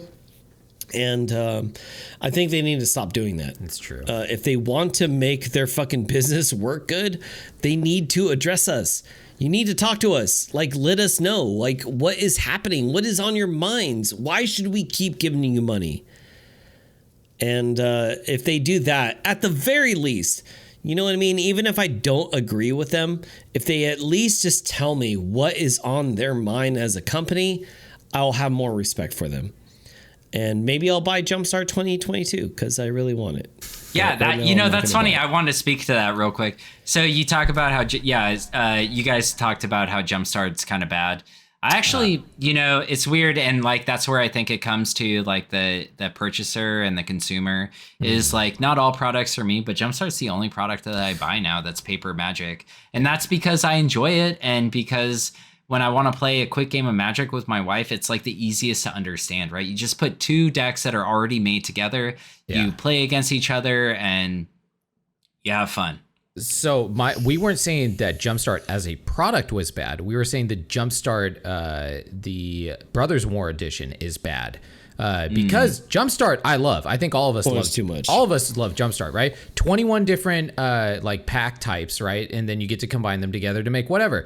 The Brothers War one that just came out is 5 different pack types. There are no new cards in it. It is basically the Brothers War that they stripped it down and they made it unfun. 5 different card types. That doesn't seem like Jumpstart to me. That means in 21, how many packs are in a deck? And you're actually wrong. It's not 21 variations. It's 44, I believe. Yeah.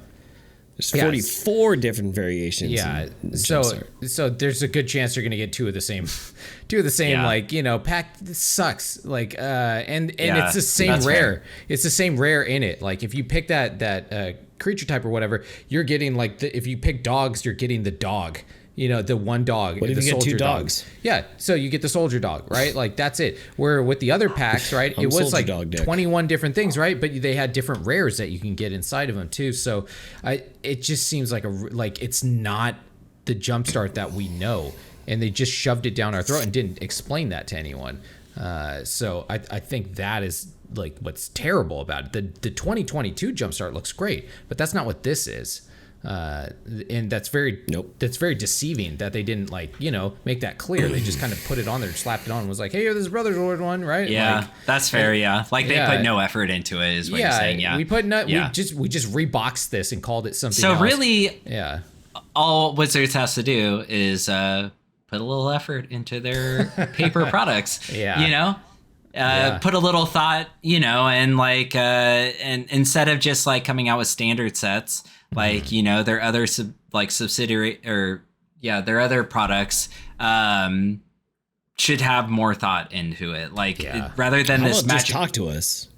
What's that? Say something. The thing is, you can't appease everyone. That's always going to be the case. And the squeaky wheel isn't always right, And you can appease someone. You can admit when you're wrong. You can admit when a product was wrong, and you can say something. And they haven't said anything. Yeah, that's true. Ever. That's true. Yeah, you can say one fucking tweet on Twitter. I mean, you can go on one piece of social media and say, "We're gonna try to make things right."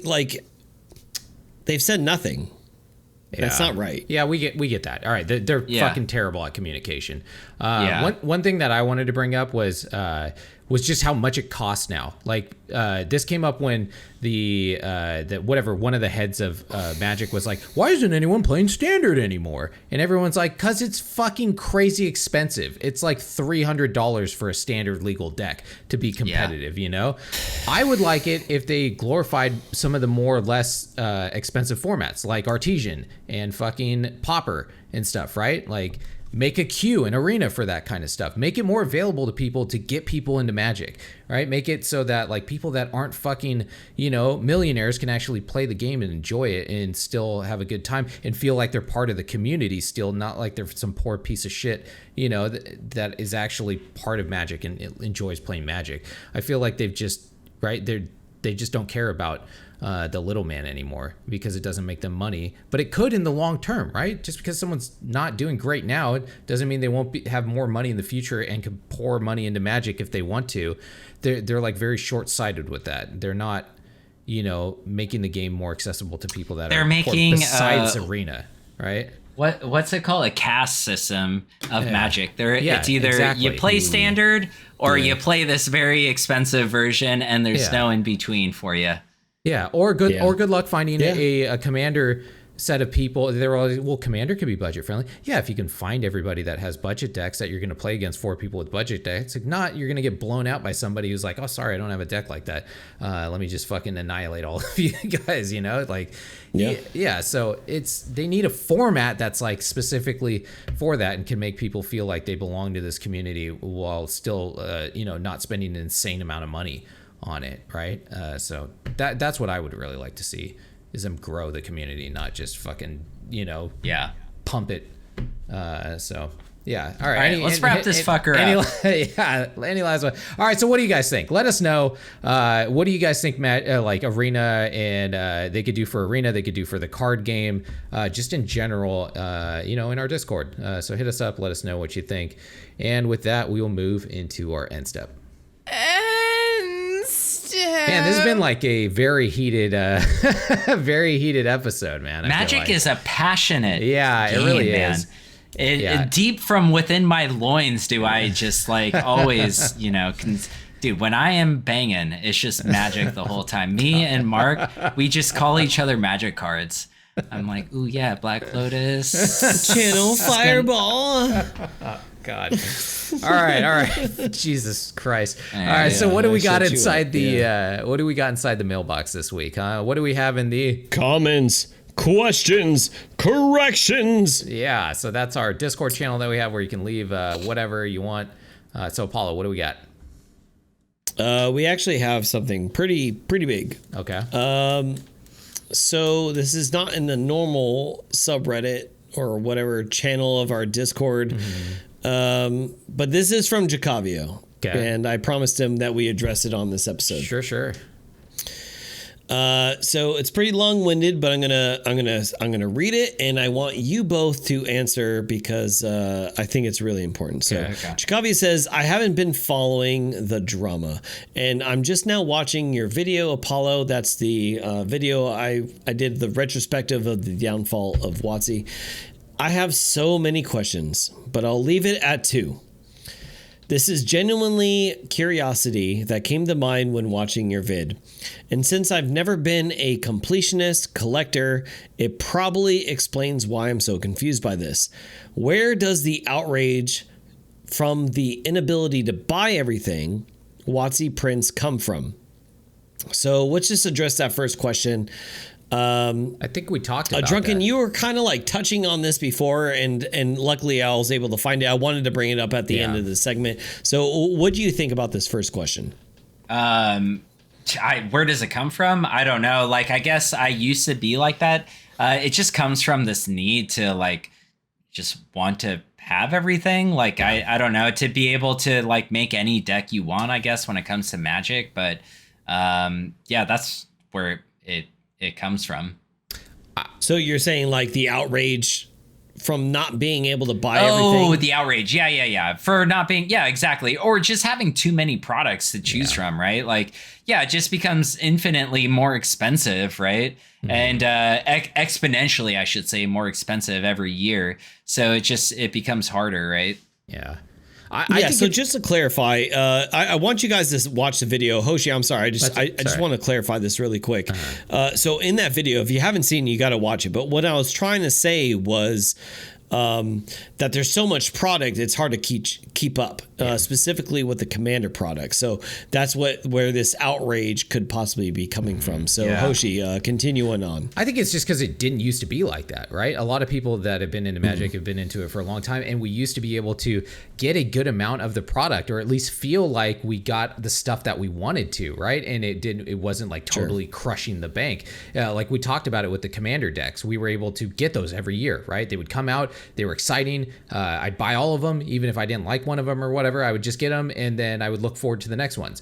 And now it's not like that at all. I just don't even buy them anymore because it's just too much. We can't keep up with it. But I also just kind of feel like since I can't keep up with it, why should I? Right. And it makes me it does make me a little bit angry because, I want to be able to, feel like I'm a collector, like I'm in the game and that I have a lot of the stuff. And that makes me feel more value in the product itself. And when there's just so much of it, I don't have a fucking storage shed for Magic cards, and I'm not going to fucking put that much money into it. And, it just makes you not feel as close to the game. I feel like when you can't collect as much of it. That's where I think at least the outrage is coming from. Yeah, well said. I'm going to say 2 things, and they're not even my own opinions. WotC, you yourself have said this.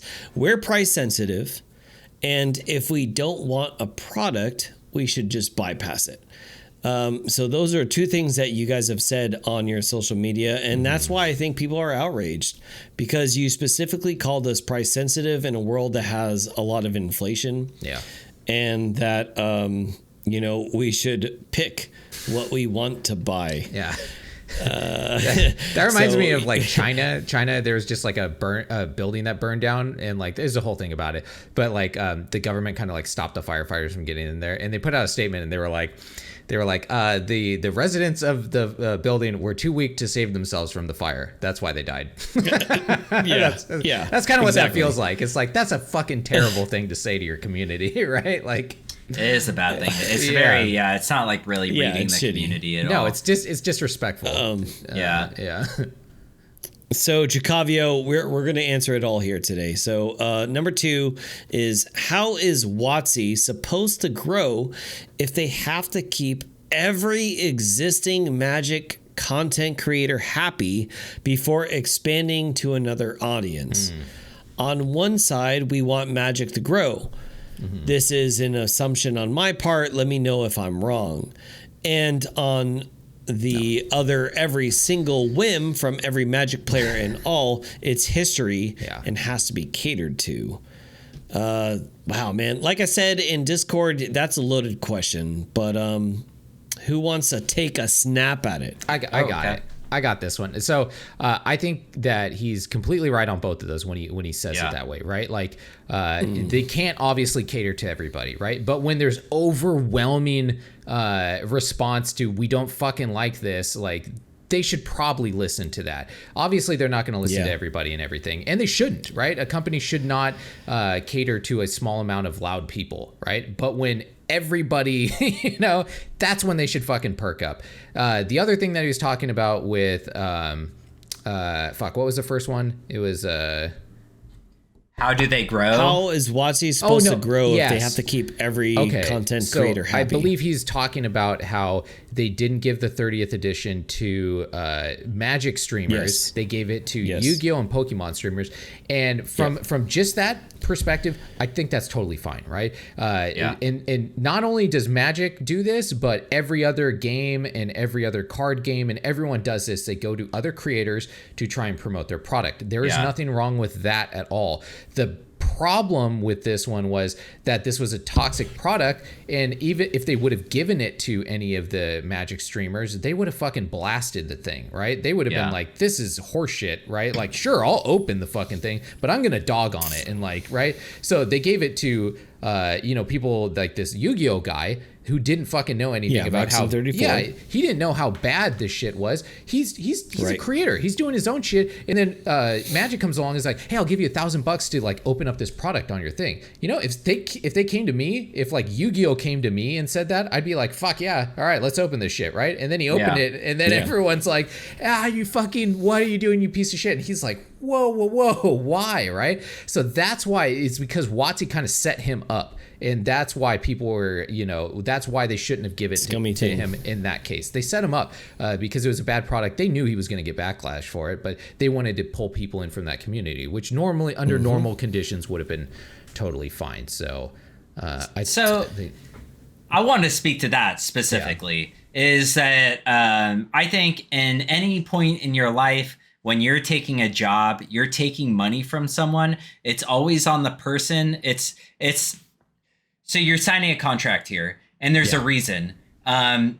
This company is offering you money because there's potential for them to get money, but ultimately they're giving you money. So that means they are more valuable than you. They will always gain more value out of something than you will, right? So it's up to your due diligence as a person who is taking the money to do the investigation on this, on like, what are you taking money for, right? Like, if someone's like, hey, I'll give you $1,000 for a ZJ, and you're like, I'll take $1,000. What's a ZJ? And it's like, if you don't know, you can't afford it. So it's like, if I didn't look this up ahead of time, but I already took the money, then that really is on me, I think. Like, I'm not saying, I think a lot of companies do this, and like, I'm not saying it's right by any means, but I also, like, I don't think they're necessarily wrong for, like, they're not doing anything that any other companies aren't already doing. You know what I mean? Especially when it comes to, like, spreading things through streaming and stuff. Like, I do think that is a common practice. Absolutely. And so I blame 100%, like, well, not 100%. I blame the person for taking the money without doing their due diligence. Well, okay. Well, I will say that in this scenario that happened, the Yu-Gi-Oh streamer, whatever, he came out on the upside of this. So WotC came out as the bad you're side, right. WotC made a fool of themselves in front of the Yu-Gi-Oh community for doing this because he deleted the video and apologized for the product. So You're right. all the Yu-Gi-Oh people are like, what the fuck? You know, like what is going on with Magic the Gathering where this dude had to delete the fucking video that he was talking about and apologize and get all this controversy over it. I didn't even know who this fucking guy was before. So now I know about him. He seems like a decent dude. So, you know, like he promoted himself. He came out he did. He came out on the up. WotC came out fucking real down on that. So it was a dumbass decision by them. It was a bad decision by them. Yeah, they tried to play this guy and they look like total dickheads trying to do it too. And I think that's the huge. He should have done his due diligence. So I do think you're right. But you know, would you? Maybe not. If you're a younger guy, you're gonna make mistakes. Yeah. No, yeah, I'm not saying you won't make mistakes. Yeah, I'm just saying like it's not like, you know, if he takes the money, it's not like he's not to blame, and it's not like you're like, oh, WotC's this fucking overlord that's like murdering people. They're like communist China murdering people and like starving children. people. You don't know. It's maybe they are. It's not like that. It's just that, like, you know, they offered someone, that they were enticing. You know, they offered some fucking baby in a stroller some candy, and the baby took it. Right? The baby didn't. The baby here. Yeah. Damn right. I'm blaming the baby. But yeah, I'm gonna also answer what Hoshi took here, and I'm gonna say that I don't know what I'm gonna say. I'm done. My brain is done, dude. I've been talking too much now. Yeah. Okay. Cool. Okay, so I just want to end it on this, like Jacavio, just to like end your point, because I promised that, you know, all three of us would answer this point here. Yeah. So for me personally, if y'all didn't know, I used to be, you know, I used to DJ in Los Angeles, and I also was a producer, you know, and you get a lot of offers. You get a lot of pretty rainbows and golden brick roads. And I have been screwed over in my earlier career, you know, pay to play kind of thing. If you wanna make it big in this business, baby, you gotta lose some money. He sucked a lot of wieners, man. He played with a lot of beeholes. There's a lot of rose waters that has been in my path. You know what I'm saying? Anyway. Jacavio, but in the reality of it is, you're going to be like forefronted with a lot of stuff when you start getting into like content creation or any kind of like position where you put yourself out in front of potentially millions of people. And this Yu-Gi-Oh guy did, and from his video, the other subscription, I don't know what other advert he got, but WotC and the other one for planting like trees or whatever, they apparently don't plant trees. Anyway, those two sponsorships, so anyway, apparently those two sponsorships, one is bunk, the planting trees one. It was the Lord's one, the titles, the one where you buy like a section of like Ireland and you become a lord. But they were supposed to like plant a tree or some shit like that, and they just weren't fucking doing it. It's a scam, right? Like, and you're gonna get scammed because people are in the business of making money, and they'll do whatever they can. And those people are shitty. They're fucking shitty, dude. I'm not saying WotC's a scam fucking artist company, but it is scummy of them to do that. They reached out to another TCG, and he should have done his due diligence. He made an apology video. It's beating a dead horse. Like he apologized. He made a mistake, which WotC did not do as a young adult. WotC did not do that. WotC didn't care. The fact that they reached out, that's what's bad. The fact that they reached out knowing that's what's bad. They did not. So let's just end it here. Jacavio says, hopefully this does not look like an attack. It's not, Jacavio. No. You're a fucking homie, dude. All three of us love you. We like it. You're one of the top homies, dude. So Jacavio, next time you ask Apollo questions, at the end just say, you dumb bitch. At the end of every question. And it'll still be okay. It won't be attack. We know we know you're good. It'll it'll let me know that it's to me. Yeah. But no, so just want to discuss the topic and see if I can make some sense of the whole thing. My position on the whole 30th anniversary thing is, 1, it looks cool. 2, too expensive for a peasant like me. 3, hope it works out for both WotC and players who can afford it. 4, is it makes kind. money for WotC and they can make other products better because of it, all the better. And then 5, if this is the beginning of the end for the reserve list, that's just gravy on top. Yeah. So I agree Chicavio with has a everything lot of that he said. he has like a lot of agreements that are on all 3 of our sides. But yeah, that's all I got. I mean, I know this one was a little bit longer, but I promised Chicavio that we would touch on this episode. Oh, that's fine. Yeah, So, I like getting the perspective of somebody who's not embroiled in all the like controversy and stuff too. He's kind of on the sidelines, like what the fuck is going on with all this. So hopefully we maybe shine some limelight on why people are feeling that way, and we don't feel attacked or anything from that. No, so, not at all. Yeah, good stuff. All right, well with that then let's move into our cleanup phase. Cleanup. And cleanup is just our social media promo where we talk about all the ways that you can find us. So we are on Discord. We have it's the link to our Discord channels in the episode description below, as well as YouTube. We do a live show with this, or it used to be live. And then we're on all the podcast stuff. And then also on YouTube, if you can give us a like and subscribe to our channel, that would be great. Help our channel grow. Keep us from quitting doing this podcast if you enjoy it. That'd be fantastic. Also, if you're on the podcast stuff, if you can, give us a review on there, just for the show, to keep the show going, we'd appreciate that. And with that, let's move into our discard phase. Discard phase. Drink 'em up, boys. And discard is our final phase where we say goodbye to y'all and pound our drinks. So, Apollo, any final goodbyes? For all the listeners out there, tune in to the YouTube. It really does help out the channel. Yeah. And we do want to continue this and make it grow. Yeah. Join the Discord community. Hell yeah. It really does help us out. We really do love connecting with you guys. And honestly, Historic is a small community, and we want to make that bigger. So I love you all for tuning in. You are the most successful part of our business. So please do so. Drunken. Farewell, everyone. Thanks for listening to our drunken rants this week, because we went hard, and we are always here for that for you. Cheers, everybody, and we'll see you again right back here on Man Rant. Cheers, everybody. Bye. Peace.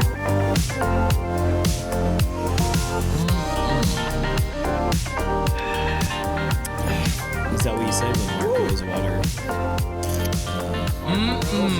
Like that? Yeah. Is that what you said in the jacuzzi, dude? Yeah. Were you guys some fucking Lake Tahoe piece of shit? Yeah, Having dude. fun? Huh? I have my pee-pee resting on his thigh. It was He's laying in the jacuzzi. I was rubbing my stubble chin against his stubble chin. Oh, yeah. It was... He's like, tell me you liked Infinity. Drunken Dark. That sounds so good. It Tell feels me so you- good when you Tell me you loved Infinity. You're like, Oh, dude. yeah, Mark, it's the best product ever. Infinity is so hot. It's so hot.